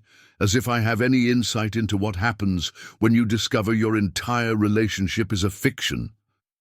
Not a fiction, she said desperately. The circumstances were a lie, but what we built together wasn't. My feelings for you have always been genuine. How generous of you to portion out truth in your feelings while lying about every concrete fact of your existence. I stood up, unable to remain seated across from her any longer. Does David know about me? Rachel shook her head. No. So you've been lying to him too for 7 years? Yes. And your son, what does he think when Mommy disappears for days at a time? Her face crumpled. He thinks I travel for work. David handles most of the parenting when I'm here. Here, I repeated. This apartment, is it just a glorified hotel room to you? Somewhere to stay when you're playing the role of Rachel who loves Michael? That's not fair. Fair? My control finally broke. You want to talk about fair? Was it fair to build a life with me knowing you were legally bound to someone else? Was it fair to discuss having children with me while hiding the child you already had? Was it fair to let me believe we had a future when you knew this house of cards would eventually collapse? Rachel was openly crying now, shoulders shaking with silent sobs. I kept telling myself I would fix it, figure out a solution that wouldn't destroy everyone involved. But time passed, and Oliver, my son, got older, and everything became more complicated, more entangled. 7 years, Rachel, I was shouting, now the rage I'd been suppressing finally breaking free. 7 years of my life invested in a relationship that was never real, never could be real. 7 years I can't get back. I'm sorry, she whispered, the words entirely inadequate for the magnitude of her deception. I'm so sorry. I turned, away, unable to look at her. I need to know everything now, every detail, no more lies. Rachel wiped her eyes and nodded. What do you want to know? The logistics. How did you manage this? 2 homes, 2 lives. She took a shaky breath. David believes I travel 4 days a week for work. The pharmaceutical company does require travel, but not as much as I claim. I'm in Oak Park 3 days a week, usually Sunday night through Wednesday morning. The rest of the time I'm here with you and holidays. We alternate. 1 year Christmas with David and Oliver, the next with you, same with other major holidays. The financial arrangements? Rachel looked down. Separate accounts. I make good money, enough to contribute to both households. David handles most of the expenses in Oak Park. You and I split things here. And your son, Oliver, he never questions why his mother is absent so often. She flinched at the accusation. In my tone, he's 5, it's all he's ever known. And David's mother lives with them now. She finally went into remission 4 years ago. She helps when I'm not there. Each revelation was another blow. Not only had Rachel lied about having a husband and child, but also about her mother-in-law's condition, the very illness she'd used to justify staying in her marriage. So the dying mother-in-law miraculously recovered, yet you still didn't end your marriage. You still didn't tell me the truth. By then, Oliver was on the way, and then he was born, and he was so small, so perfect. I couldn't bear the thought of breaking up his home, of only seeing him part-time. So instead, you chose to be a part-time mother anyway, just without the honesty of a divorce. Rachel had no response to that. I paced the living room, trying to process everything. The phone calls, stepping onto the balcony, speaking in hushed tones. Those were to David, to your son? She nodded. Usually checking in with Oliver before bedtime when I'm here, or David updating me about something with the house or Oliver's school. And the secret phone in your closet? The lockbox with the appointment book? Rachel's eyes widened in shock. You found those? Yes, I've been thorough in my investigation. She looked away, embarrassed or ashamed. It was hard to tell which. The separate phone is for David and that life. The appointment book helps me keep everything straight, where I'm supposed to be, which excuses I've used. How remarkably organized your deception is, I said bitterly. Rachel remained silent, accepting the condemnation. I continued my interrogation, determined to understand the full scope of her duplicity. The cousin in Milwaukee you were supposedly recovering with after your gallbladder surgery. I'm guessing she doesn't exist. No. I was in a hospital in Milwaukee, but for childbirth, not surgery. And all those sales conferences, client meetings, emergency work situations. Some were real, she said defensively. My job does require travel and meetings, but yes, many were excuses to be with David and Oliver. Your family, I corrected harshly. The correct term is your family. Rachel flinched. Again, but didn't argue. Yes. I walked to the window, staring out at the Chicago skyline without really seeing it. Did you ever plan to tell me? Or was this elaborate charade going to continue indefinitely? When she didn't immediately answer, I turned to look at her.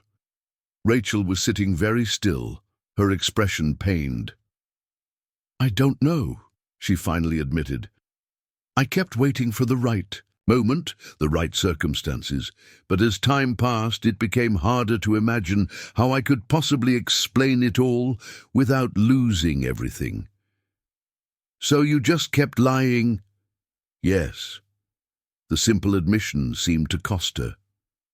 But Michael, please, believe that what we have, what we've built together, it matters to me. You matter to me. I love you. I laughed darkly. You love me so much that you've been living a double life for the entirety of our relationship. You love me so much that you've been raising a child I didn't know existed. You love me so much that you go home to another man 3 nights a week. It's possible to love 2 people, she said quietly. Not in the same way, but genuinely. And which love is real? Which Rachel is real? The one who lives here with me, or the one who lives in Oak Park with her husband and son? Both, she insisted. Both are real. Both are me. I shook my head, incredulous. Do you even hear yourself? You're talking as if having 2 completely separate lives is somehow normal, as if it's a quirky personality trait, rather than pathological deception. I'm not saying it's normal or right. I'm just trying to help you understand. I don't want to understand. The words exploded from me with unexpected force. I want this not to be happening. I want the last 7 years of my life not to be based on a foundation of lies. I want the woman I love to be who I thought she was.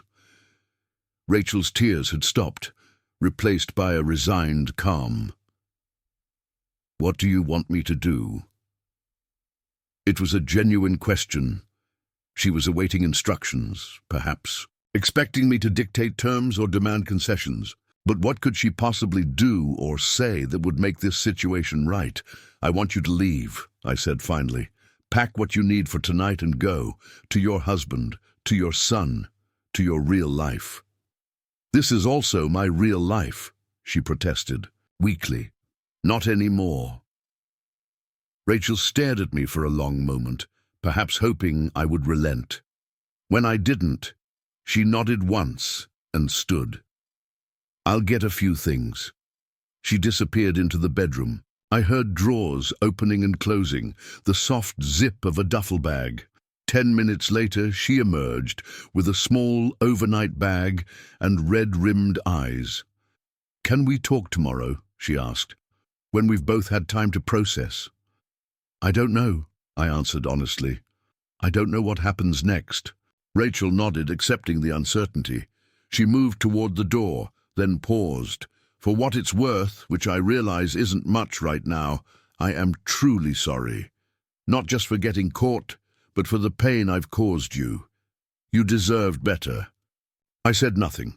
There was nothing left to say. After she left, I poured myself another whiskey and called James. It's done, I said when he answered. She's gone. How'd she take it? About how you'd expect. Tears, explanations, apologies. And how are you? I considered the question. Numb. I think the anger will come later. Right now, I just feel empty. Want me to come over? No, I decided. I need to be alone tonight, to think. After hanging up, I wandered through the apartment, seeing it through new eyes. The framed photos of Rachel and me on vacation in Colorado, the bookshelf filled with novels we'd discussed over Sunday coffee, the throw blanket she'd knitted during a crafting phase 2 winters ago, artifacts of a relationship that had felt real but was built on elaborately constructed fiction.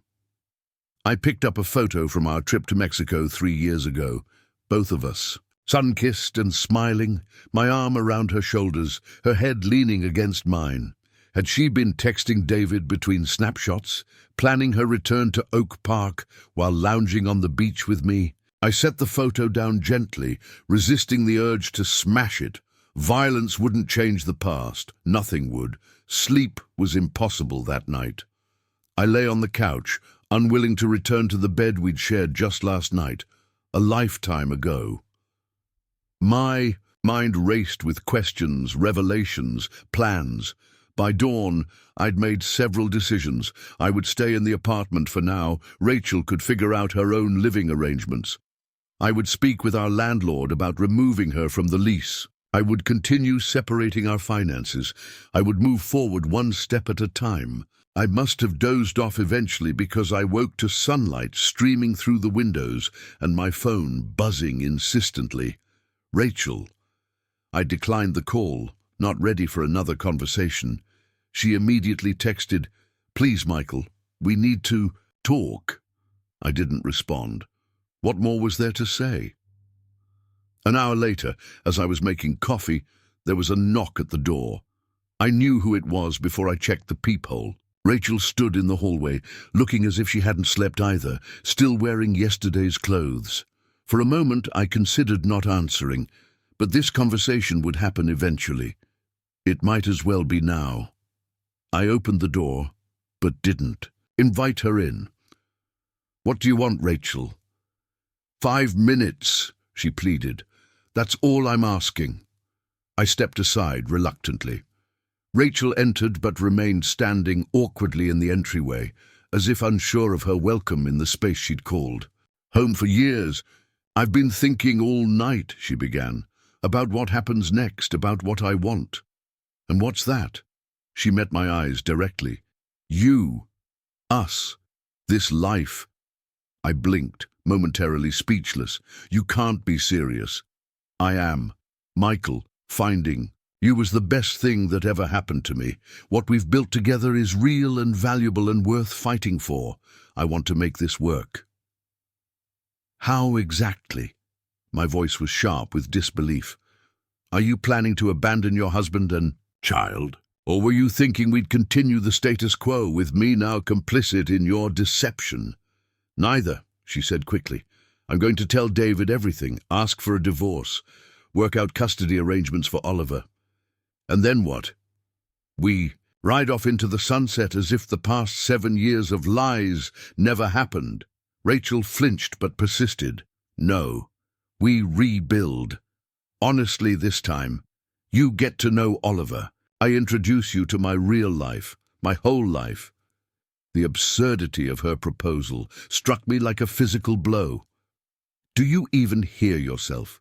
You're talking about blowing up your son's world, leaving your husband, and expecting me to welcome you back with open arms, all while introducing me to the family you've been hiding from me for years." "I know it sounds crazy," she admitted, "but the alternative is losing you completely, and I can't bear that thought." "You should have considered that possibility before building our entire relationship on lies." Rachel stepped closer. "People make mistakes, Michael, terrible ones, but they can also change, grow, make amends. I love you.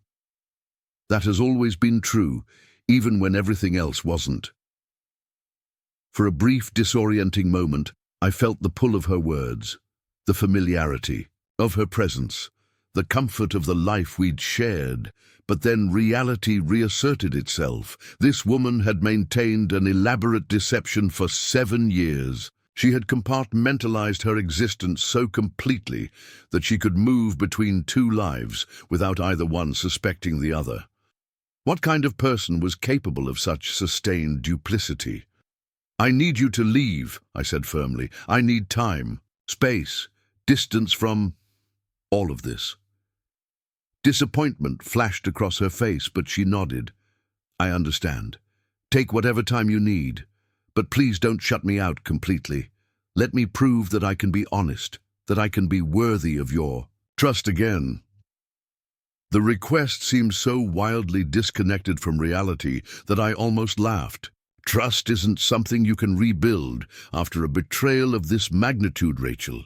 It's just gone. I don't believe that, she said with unexpected fierceness. I can't believe that. That's your choice. But I need you to respect mine. I need space. Rachel looked like she wanted to argue further, but eventually nodded. Okay, space. I'll get a hotel room for now, figure things out from there. As she turned to leave, a thought occurred to me. Does David know yet that you didn't come home last night? She paused. I told him I was staying at a colleague's after working late. It's an excuse I've used before. Of course it is, I said bitterly. The lies just keep coming, don't they? Rachel had the grace to look ashamed. I'll tell him everything today. He deserves to know the truth, just as you did. After she left, I sat heavily on the couch, trying to imagine that conversation. Would David react as I had, with shock, anger, betrayal? Or had he suspected something all along, noticed the gaps in her presence, the inconsistencies in her stories? Would this revelation destroy him as it had destroyed me? Despite everything, I felt a strange kinship with this man I'd never met. Both of us had loved the same woman. Both of us had been deceived by her. Both of our lives were about to change irrevocably because of choices Rachel had made years ago. I picked up my phone and called my office, requesting another day off. Then I texted James. She came by this morning, wants to divorce her husband and continue with me, as if that's even remotely possible. His reply came quickly. What did you say? Told her I need space, distance, time to think. Probably for the best. Want me to bring lunch by later? I accepted the offer, grateful for the distraction. Then I did something I'd been avoiding. I opened social media and began systematically removing Rachel from my digital life. Changing relationship status, archiving photos. It felt both petty and necessary, a small reclaiming of my narrative. As I worked, my phone buzzed with a text from an unknown number. This is David Ortega. We need to talk. I stared at the message, heart suddenly pounding. How had he gotten my number? Had Rachel already told him everything? Was he angry, threatening, desperate? I considered ignoring it. This wasn't my mess to clean up, but curiosity won out. When and where? I texted. Back. The reply came almost instantly. Grant Park, by Buckingham Fountain. 3 p.m. today. I hesitated only briefly before responding. I'll be there. This meeting wasn't something I'd anticipated, but somehow it felt inevitable. The two men who had unwittingly shared a woman for 7 years, finally face to face. What would we say to each other? What could possibly be said? As I set down my phone, I realized I'd crossed a threshold. Yesterday, I'd been focused solely on understanding Rachel's deception and protecting myself from further harm. Today, I was stepping into the larger web her lies had created, meeting another victim of her duplicity. It felt like the beginning of something new, not healing, not yet, but perhaps a different kind of understanding. The mirror in the hallway caught my reflection as I passed. A man I barely recognized, with dark circles under his eyes and a grim set to his jaw.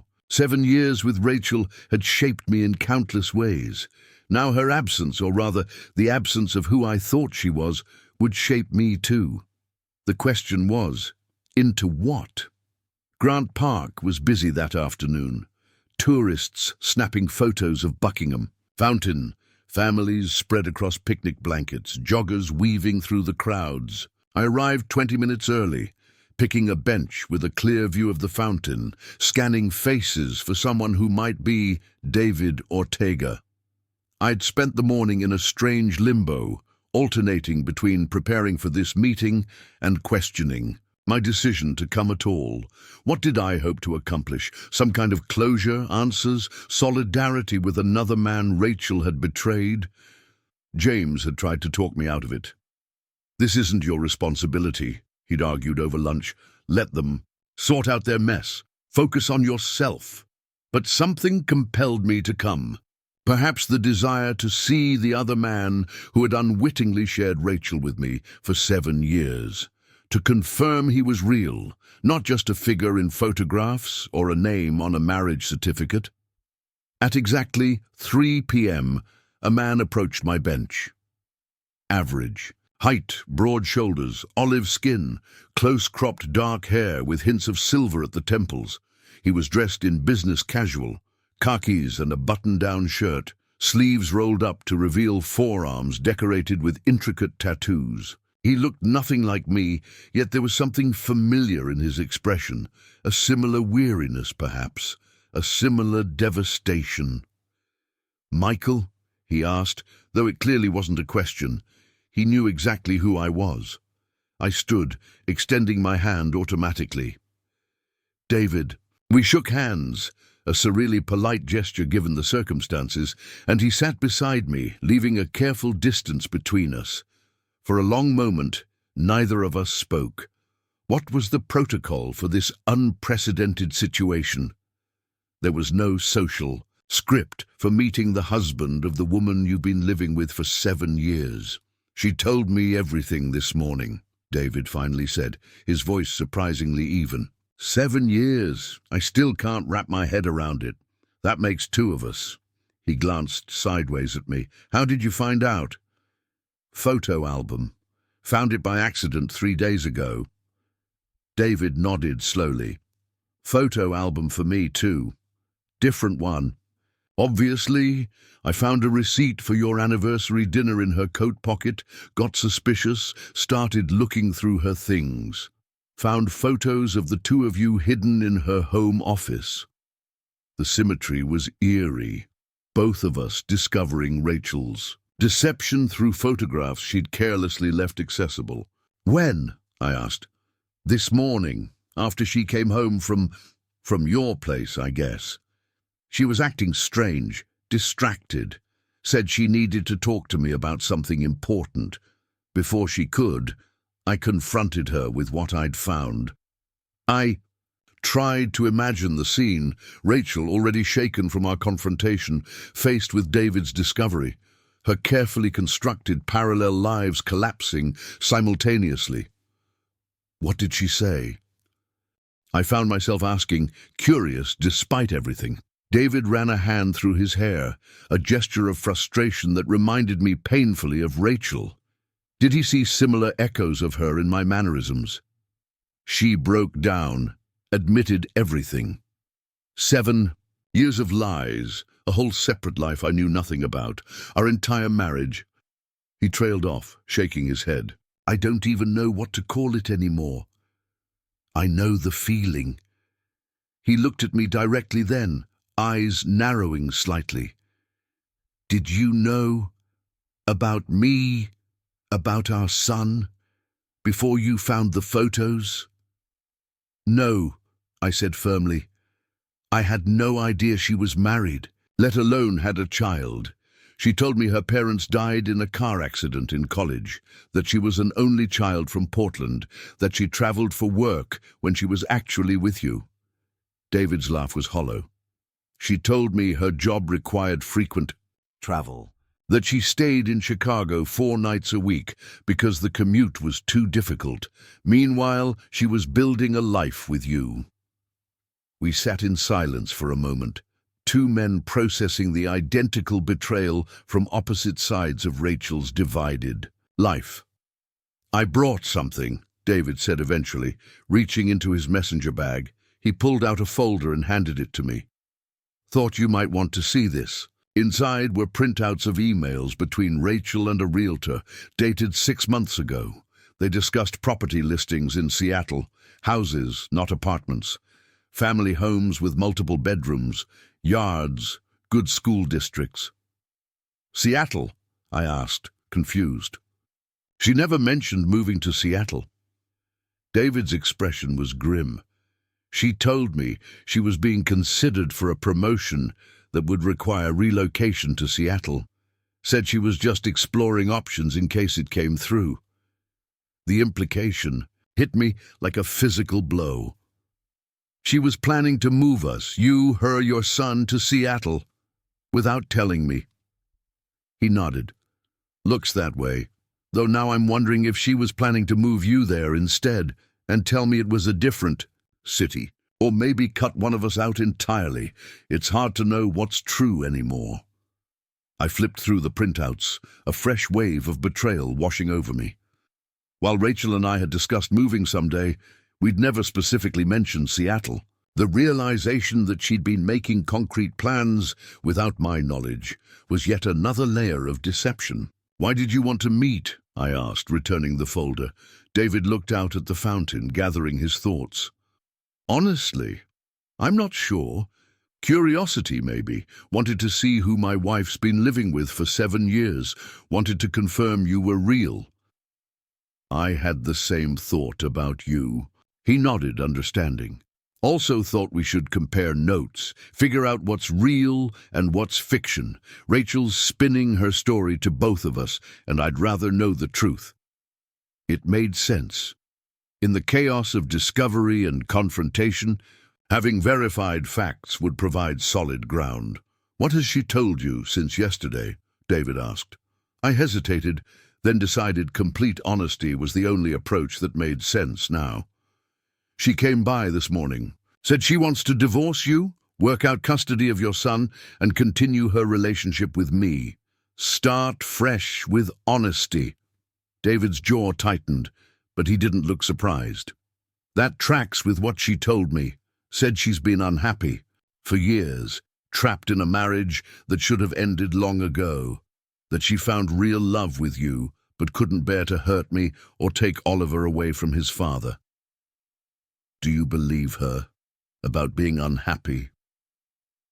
He considered the question carefully. "Parts of it ring true. We did marry young, mostly to please my mother. Things were strained for a while, but we had good years too, after Oliver was born." He trailed off, lost in memory. "I thought we were happy then. Shows what I know." I understood the sentiment all too well. The disorienting realization that your perception of your relationship had been fundamentally flawed. "What will you do?" I asked. "About the divorce, fight for full custody of Oliver, for starters. Rachel's demonstrated she can't be trusted to put his needs first. Beyond that," he shrugged. "One day at a time, I guess. You?" I told her, I need space, distance. Can't imagine continuing a relationship built on such fundamental deception. David nodded approvingly. Seems smart. Another silence fell between us, less awkward than before. There was a strange comfort in sharing this bizarre experience with the one person who could truly understand it. "Can I ask you something personal?" David said suddenly. "At this point, why not? Did you and Rachel talk about having kids? Was that part of your future plans together?" The question caught me off guard. "Yes," I admitted. "We'd discussed it. Said we wanted two eventually. We're waiting for the right time." David's expression darkened. "She told me she never wanted more children, that Oliver was enough for her." He shook his head. "Just one more lie in an ocean of them." I thought about what that meant. Rachel telling each of us what we wanted to hear about something as fundamental as children. It pointed to a level of calculation that was difficult to comprehend. "I should get going," David said, standing abruptly. "Oliver gets out of school soon. I haven't told him anything yet. Not sure how I'm going to explain that his mother—" He didn't finish the thought. I stood as well, unsure of the proper farewell for this unprecedented meeting. "Thanks for reaching out. Oddly helpful to compare notes." David nodded.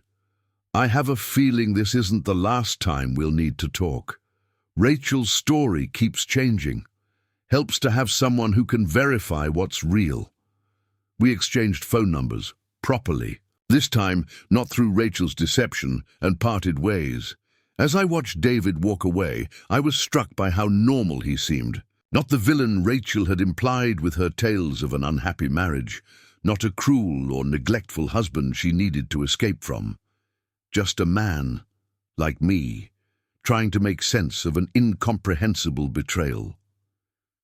I walked aimlessly through the park, my mind reeling with new revelations. The Seattle plans added yet another dimension to Rachel's deception. Had she been planning to leave David all along? Or had she been planning to leave me?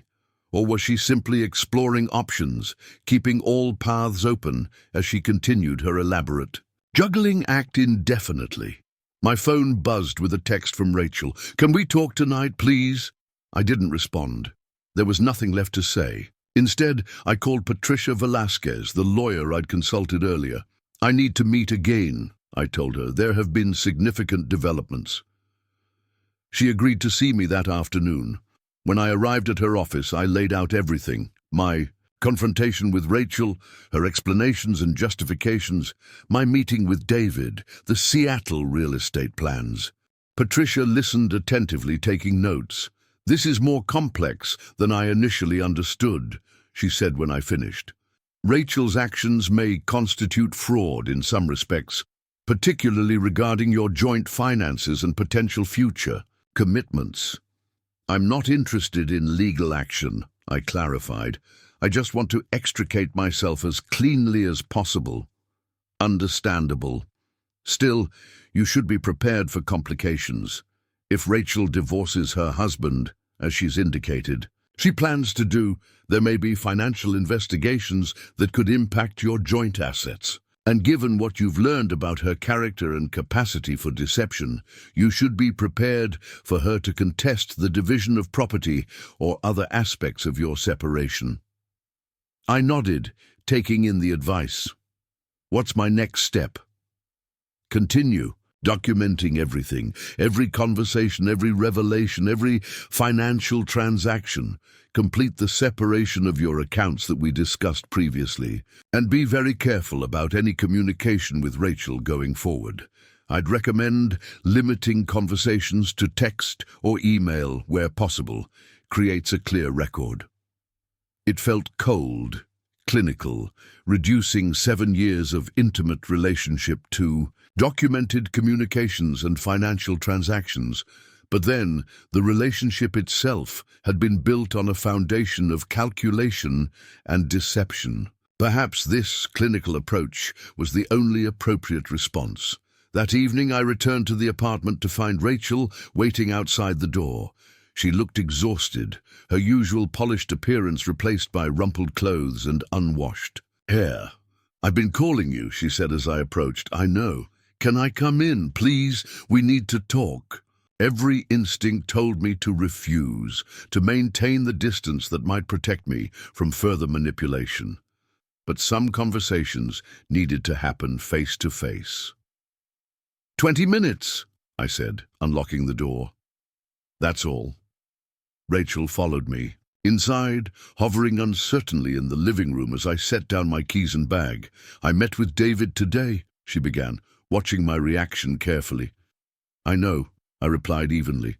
"I met with him too." That caught her off guard. "You... what?" "When?" "This afternoon. Grant Park. We had an interesting conversation, comparing notes about the stories you've told each of us." I kept my tone deliberately casual, watching as shock spread across her features. "Why would you do that?" There was an edge of panic in her voice. "Why wouldn't I? We're the two people most affected by your lies besides your son." It seemed logical to talk directly rather than continuing to filter everything through you. Rachel sank onto the couch, looking disoriented. "What did he tell you?" "That's not how this works anymore, Rachel. You don't get to manage the flow of information between us. You don't get to control the narrative." She flinched at my tone, but nodded slowly. "You're right, I didn't expect the two of you to connect directly. It's disorienting." "Welcome to the club." Rachel took a deep breath, seeming to gather herself. "I came to tell you that I've formally asked David for a divorce. I've also been honest with him about us, about wanting to continue our relationship, to rebuild with honesty." And how did he take that?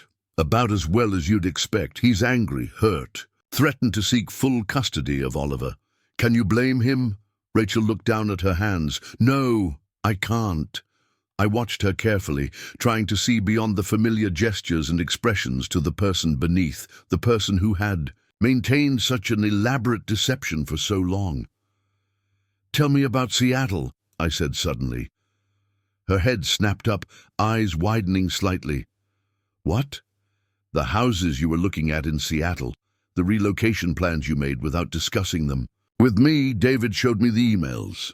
Rachel's face paled. It wasn't. I was just exploring options. Options for what exactly? Moving your husband and son to Seattle without telling me? Moving me to Seattle without telling them? What was the plan, Rachel? There wasn't a concrete plan, she insisted, a note of desperation creeping into her voice. I was just looking at possibilities. My company had mentioned potential opportunities in Seattle, and I was researching what that might look like. For which family? Or were you planning to continue the same arrangement in a new city? Half your time with David and Oliver, half with me, neither of us knowing about the other. She didn't answer immediately, which was answer enough. You know what's truly revealing, I continued.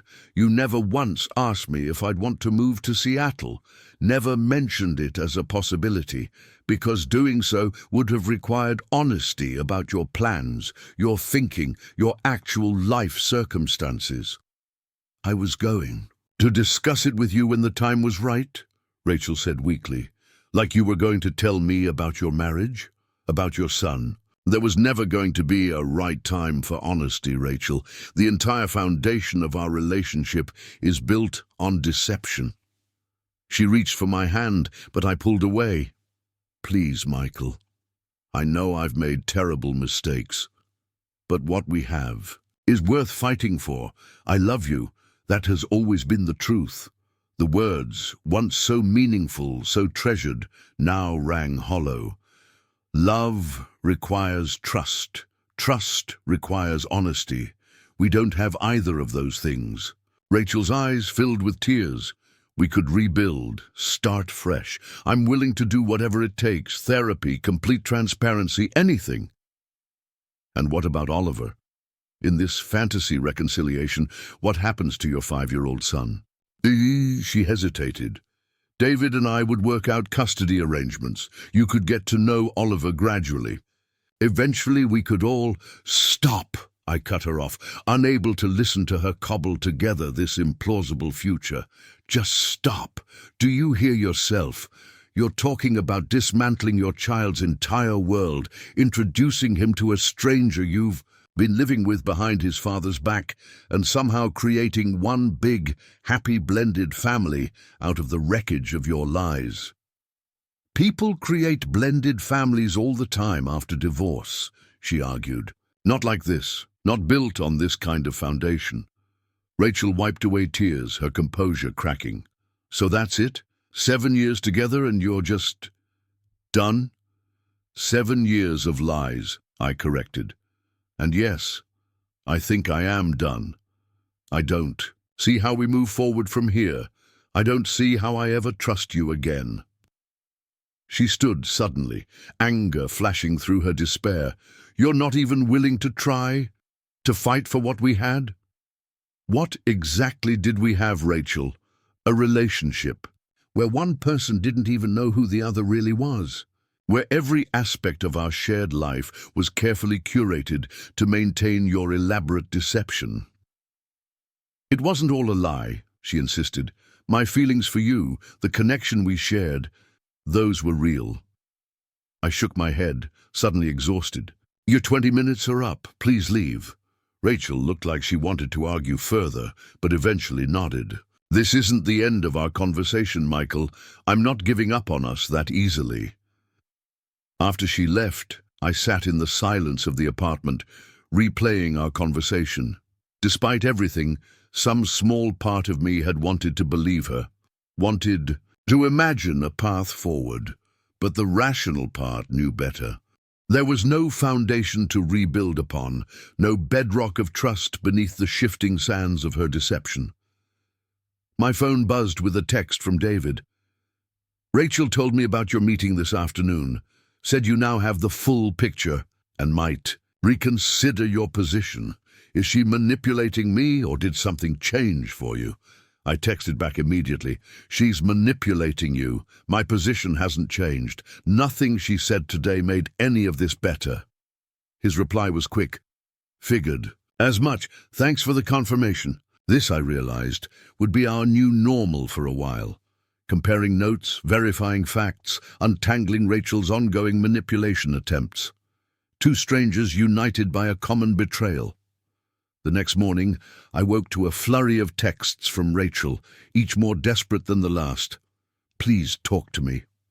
I can't just give up on us. We can work through this together.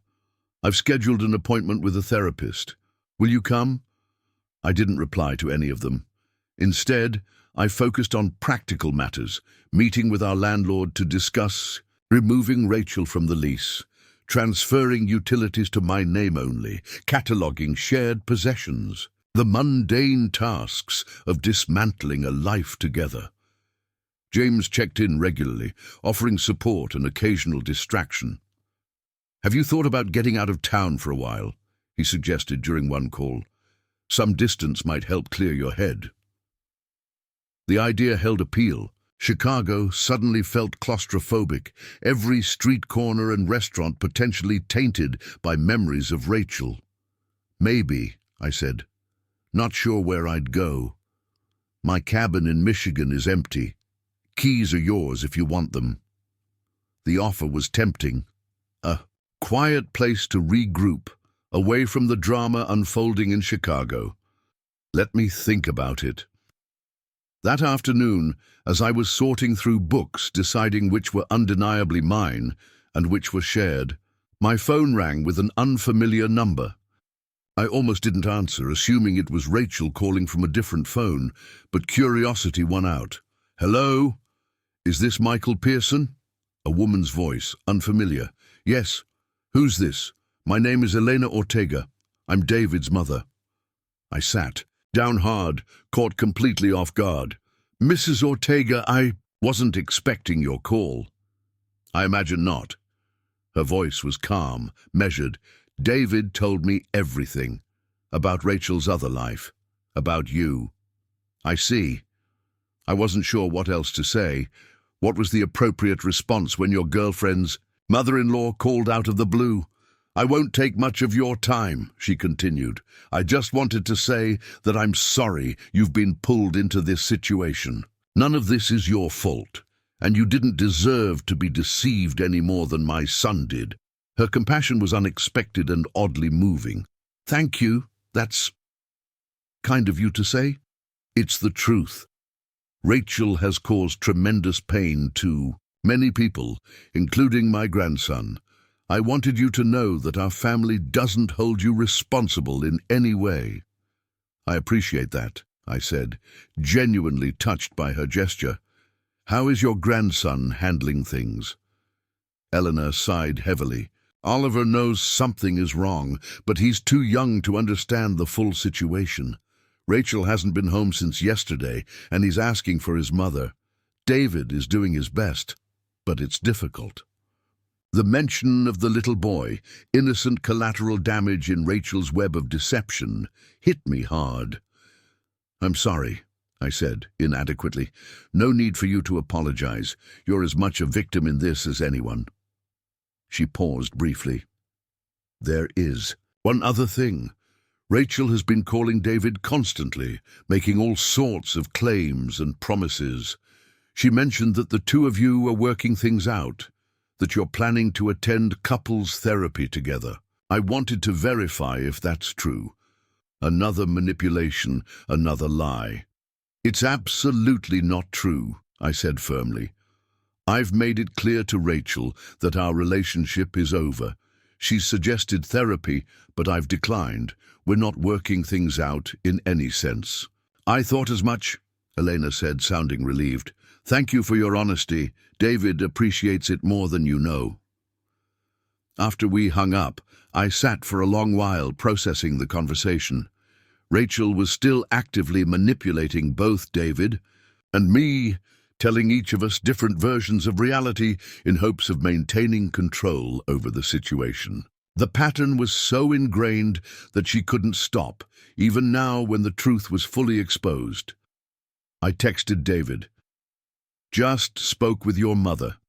Rachel is still lying to both of us about my intentions. To be clear, I am not reconciling with her. His response came quickly. Appreciate the heads up. She's becoming increasingly desperate. Says she's coming by tonight to collect more of her things from your place. Be prepared. The warning was timely.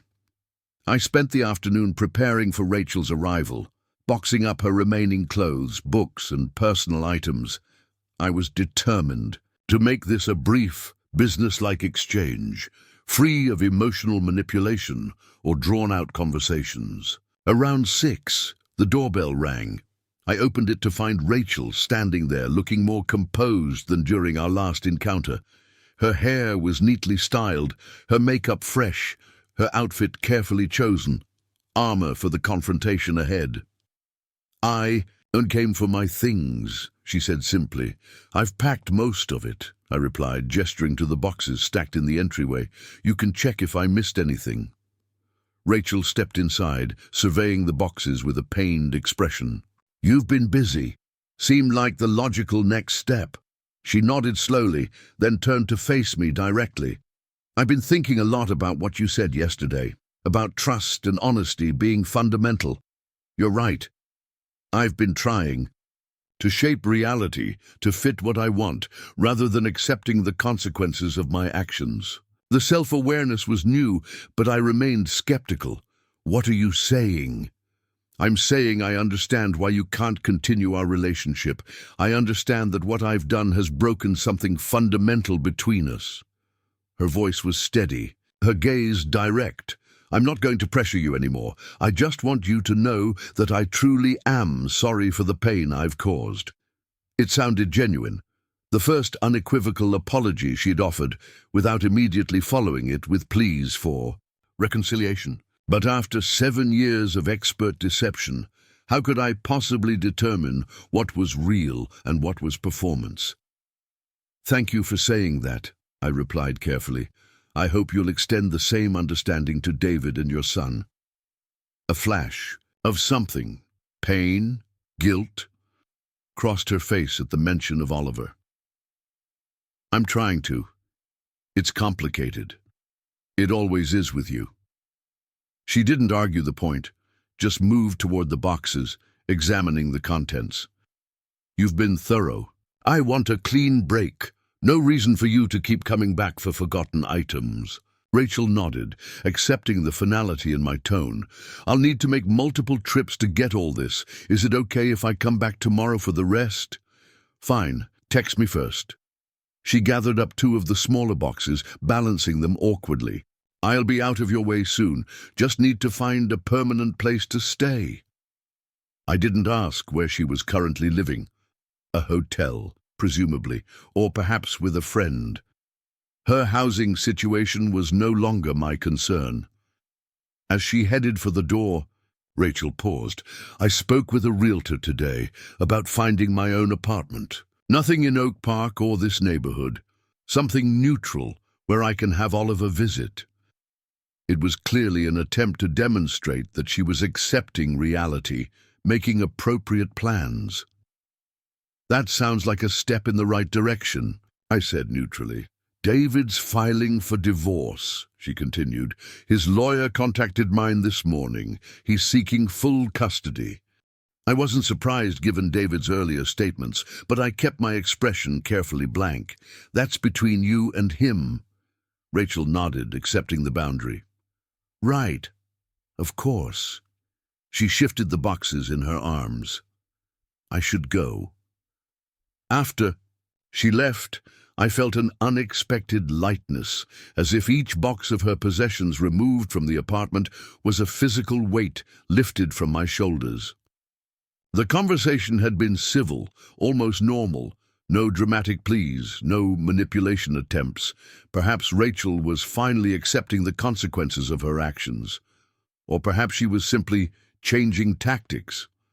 My phone buzzed with a text from David. Rachel just called. Said the two of you had a good talk and she's respecting your decision to end things. True or another manipulation? I typed quickly. Surprisingly seems true. She was calm, apologetic, didn't push for reconciliation. His response was immediate. Interesting shift. Wonder what prompted it. The question lingered as I continued sorting through remnants of my life with Rachel. What had prompted this apparent acceptance after days of desperate attempts to salvage our relationship? Had she genuinely reached a point of understanding and remorse? Or was this just another calculated performance, a strategic retreat before a new approach? The next day, I received an unexpected email from Patricia Velasquez. Mr. Pearson, I've been contacted by Rachel Chen's attorney regarding your shared assets. They've proposed a division that seems equitable at first glance, but I'd like to review it with you before proceeding.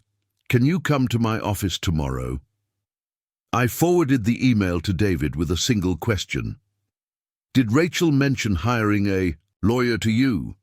No, he replied, but she hired one of the best divorce attorneys in Chicago yesterday, moving quickly on all fronts. The coordinated legal approach suggested that Rachel had indeed shifted strategies. From emotional appeals to pragmatic separation, it was a relief in many ways, but also slightly unsettling. The Rachel I thought I knew would have fought harder, longer. This efficient, practical approach felt out of character, or perhaps it was simply one more reminder that I'd never really known her at all. That afternoon, I received an unexpected visitor at work. Elena Ortega appeared at my office, looking slightly apologetic for the intrusion. "I'm sorry to disturb you at your workplace," she said, after my secretary had shown her in. "But I thought you should see these right away." She handed me a manila envelope. Inside were printouts of emails between Rachel and someone named Marcus. They dated back nearly a year and detailed an affectionate, clearly romantic relationship. "A third relationship?" I asked incredulously. "Is that what I'm looking at?" Elena nodded grimly. "David found these last night while going through Rachel's email accounts. This Marcus person appears to be a colleague at her pharmaceutical company. Based on the emails, they've been involved for at least 10 months. I flipped through the printouts, feeling oddly numb. After the shock of discovering Rachel's marriage and child, learning about yet another deception should have been devastating. Instead, it felt like confirmation of what I already knew. Rachel's capacity for compartmentalization and deception was virtually limitless. Does David think this Marcus knows about me, about David and Oliver? The emails suggest not. Rachel seems to have told him she's divorced with a son who lives primarily with his father, a simpler lie than the one she told you. I handed the printouts back to Elena. "Thank you for showing me this. It confirms I've made the right decision in ending things completely." She tucked the papers back into the envelope. "David thought you should know.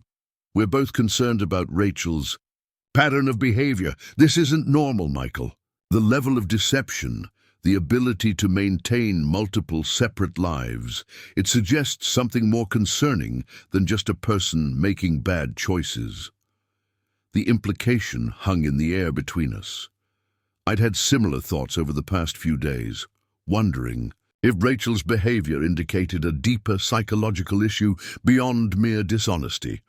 Has David suggested she seek help, professional help? Elena sighed. "He's tried. She insists there's nothing wrong with her beyond making complicated choices in difficult circumstances. She doesn't seem to recognize the severity of what she's done." After Elena left, I found myself staring out my office window, contemplating this latest revelation. Rachel hadn't just been balancing 2 lives, she'd been juggling 3. The logistical complexity alone was mind-boggling. How had she kept track of all the lies, all the schedules, all the separate narratives, and more disturbingly, What did it say about her that she could move between these relationships with such apparent ease, adapting her personality and story to fit each scenario? My phone buzzed with a text from Rachel. "Coming by around 7 to pick up more boxes. Is that still okay?" I replied with a simple yes and returned to my work, trying to focus on structural calculations rather than the structural failure of my personal life. That evening, when Rachel arrived to collect more of her belongings, I handed her the envelope Eleanor had given me. "You might want to see this." She opened it, confusion turning to shock as she realized what she was looking at. "Where did you get these? Does it matter? Marcus from work, a third relationship, a third separate life, a third set of lies." Rachel's composure cracked. "It's not what it looks like, isn't it? Because it looks like you've been romantically involved with a colleague for nearly a year while maintaining relationships with both me and your husband, Marcus and I. It's complicated." I laughed sharply. "Everything with you is complicated, Rachel. That's your perpetual excuse. But the pattern is actually quite simple. You lie, compartmentalize, manipulate, and when caught, you minimize and rationalize." She didn't have a ready response to that assessment. "Take your boxes and go," I said wearily. "I'm done trying to understand your choices or your justifications." As Rachel gathered up her possessions, her earlier composure completely shattered. I felt a strange sense of closure. Whatever lingering doubts I might have had about ending our relationship had been erased by this final revelation. The woman I had loved didn't exist. She never had. 6 months passed like a slow exhale. Winter gave way to spring, then summer, as I gradually rebuilt my life without Rachel. I sold the apartment. Too many memories haunted its rooms, and found a smaller place in a different neighborhood. I threw myself into work, taking on challenging projects that demanded my full attention. I reconnected with friends who had drifted to the periphery during my years with Rachel. Slowly, methodically, I reclaimed myself. The legal aspects of our separation proceeded with surprising efficiency. Rachel, perhaps motivated by her ongoing divorce from David, agreed to a straightforward division of assets. Most of our shared possessions were sold, the proceeds split evenly. The emotional entanglements proved harder to sever than the practical ones. For weeks after our final confrontation, Rachel continued to reach out. Texts, emails, even handwritten letters delivered to my office. Each communication vacillated between apology and justification, between acceptance and bargaining. I read them all, but responded to none. What was there left to say? Eventually, her messages tapered off, replaced by the occasional update from David, with whom I'd maintained a strange but valuable connection. Our unusual bond, forged in shared betrayal, had evolved into something resembling friendship. We met monthly for coffee, exchanging information and offering mutual support as we navigated the aftermath of Rachel's deception. "The divorce is final," he told me during one such meeting in July. "Joint custody of Oliver, though she only gets supervised visits for now. The judge wasn't impressed by her pattern of dishonesty." I nodded, unsurprised. "How's Oliver doing with everything?" Better than expected. Kids are resilient. He misses his mom, of course, but the routine helps, and my mother's been a godsend." David stirred his coffee thoughtfully. "Rachel's been consistent with the visits, at least. Shows up every time, brings appropriate gifts, seems genuinely engaged. It's the most responsible she's been in years. That's something, I suppose." David studied me for a moment. "Have you heard from her lately?" "Not in about 2 months. Last I heard, she'd taken a job in Minneapolis. Clean break, fresh start." "Minneapolis?" David frowned. "She told the court she'd taken a position in Detroit to be closer to Oliver, even provided documentation from her company." I shrugged, no longer surprised by such discrepancies. "Maybe she changed jobs again. Or maybe she's still lying. Not my problem anymore." David nodded in understanding. Not mine either, except where it affects Oliver. He hesitated, then added, Marcus reached out to me last month. Wanted to compare. Notes like we did initially. The third boyfriend. How'd he find you? Social media. He'd done some digging after discovering Rachel's deception. Seems she fed him a completely different story than either of us got. Told him she was a widow with a son she rarely saw because her in-laws had custody. I shook my head, marveling at Rachel's capacity for fabrication. The stories just keep coming. Makes you wonder if she even knew what was real anymore. That's what scares me, David admitted. When I look back, there were moments of genuine connection, times when she seemed completely present and authentic with me and Oliver. How do you fake that level of intimacy? Or was she somehow authentic in each separate life, just different versions of herself? It was a question I'd wrestled with myself. The Rachel I'd known, the woman who held me through my father's death, who remembered every anniversary with thoughtful gestures, who knew exactly how to make me laugh on my darkest days, had felt real. Her love had felt real. But how could genuine intimacy exist alongside such profound deception? I don't think we'll ever know, I said finally. Maybe that's the hardest part of all this. Not just the lies, but the uncertainty about whether anything was ever truly real. David nodded, understanding passing between us. For what it's worth, he said, as we prepared to leave. I'm glad we connected. Silver lining in all this mess. Agreed. Not the friendship origin story anyone would choose, but here we are.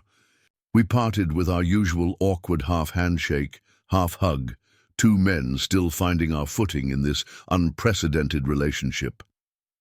That evening, alone in my new apartment, I found myself thinking about Rachel, not with the sharp pain of recent betrayal, but with a more contemplative melancholy.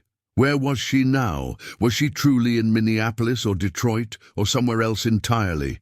Had she created yet another identity, another life to replace the ones she'd lost? Or was she finally facing herself, confronting whatever drove her to such elaborate deceptions? I opened my laptop and for the first time in months, typed her name into a search engine. Nothing recent appeared. No social media updates, no professional listings. It was as if Rachel Chen had vanished or perhaps reinvented herself yet again under a new name. My phone buzzed with a text from an unknown number. It's Rachel. New number. I know you probably don't want to hear from me, but I'm back in Chicago briefly. One conversation for closure. That's all I'm asking. I stared at the message, surprised by my lack of emotional response. 6 months ago, such a text would have sent me spiraling. Now, I felt only a mild curiosity. What would Rachel say after all this time? What possible closure could there be beyond what we'd already experienced? After careful consideration, I replied, 1 coffee, tomorrow, 2 p.m. The place on Michigan Ave. Her response was immediate. Thank you. See you then. I chose the location deliberately, a busy cafe in a public area, nothing intimate or private about it. No opportunity for manufactured nostalgia or emotional manipulation, just 2 people. Having a conversation in neutral territory. When I arrived the next day, Rachel was already seated at a corner table, fingers nervously tapping her cup. She looked different. Hair cut short, styled simply, minimal makeup, casual clothes rather than her usual polished appearance. The transformation was subtle but significant, as if she'd shared a carefully constructed persona along with her previous life. Thank you for coming, she said as I sat across from her. I didn't expect you to agree. Curiosity won out, I admitted. What brings you back to Chicago? Job interview, actually. A research position at Northwestern Medical. More science, less sales. I nodded, noting that she didn't mention Minneapolis or Detroit. And how's Oliver? David mentioned you have supervised visits. A flash of pain crossed her face at the mention of her son. He's growing so fast, starting kindergarten in the fall. The supervised visits are humbling, but necessary. I understand that now. Her self-awareness seemed genuine, lacking the defensive justifications that had characterized our final conversations. I studied her, trying to reconcile this seemingly reflective woman with the person who had maintained 3 separate lives with practiced ease. "You seem different," I observed. Rachel smiled faintly. 8 months of intensive therapy will do that." She met my gaze directly.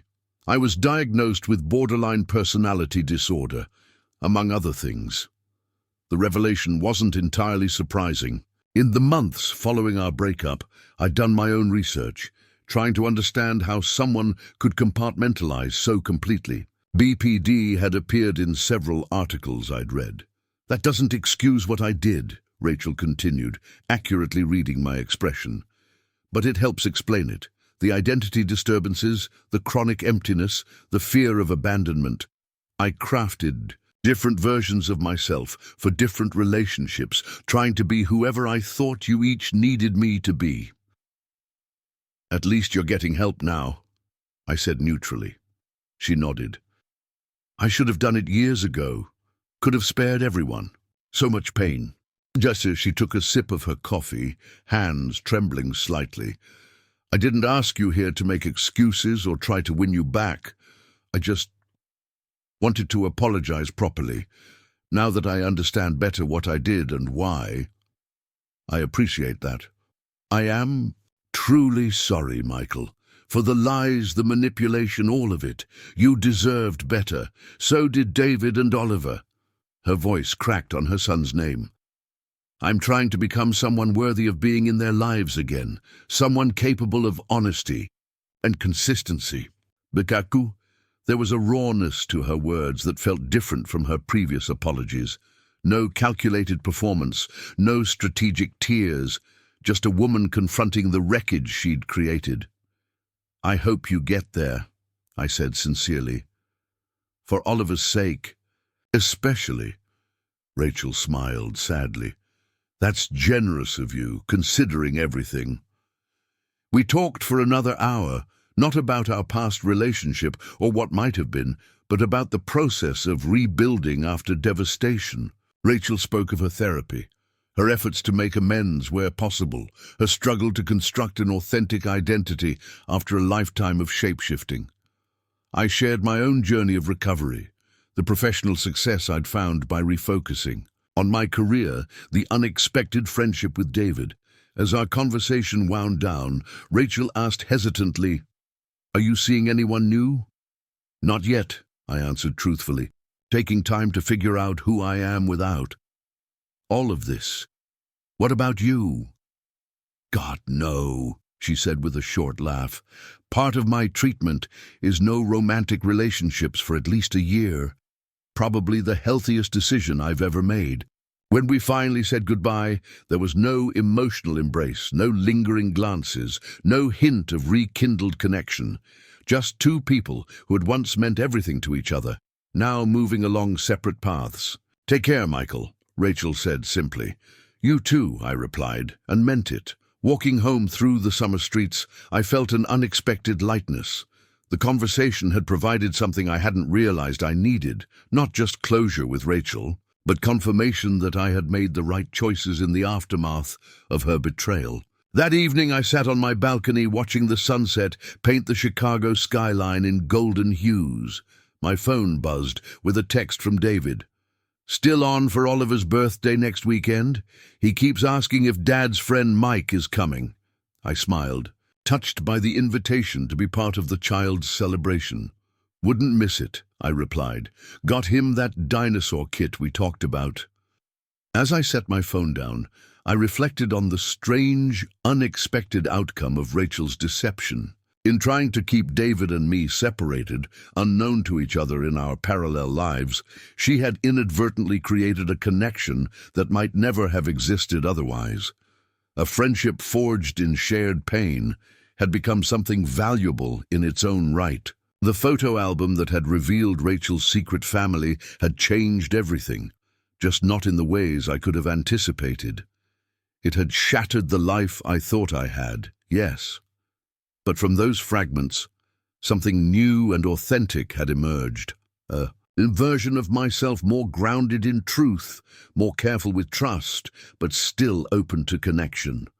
Some discoveries, painful as they may be, set us free. Up next, you've got two more standout stories right on your screen. If this one hit the mark, you won't want to pass these up. Just click and check them out.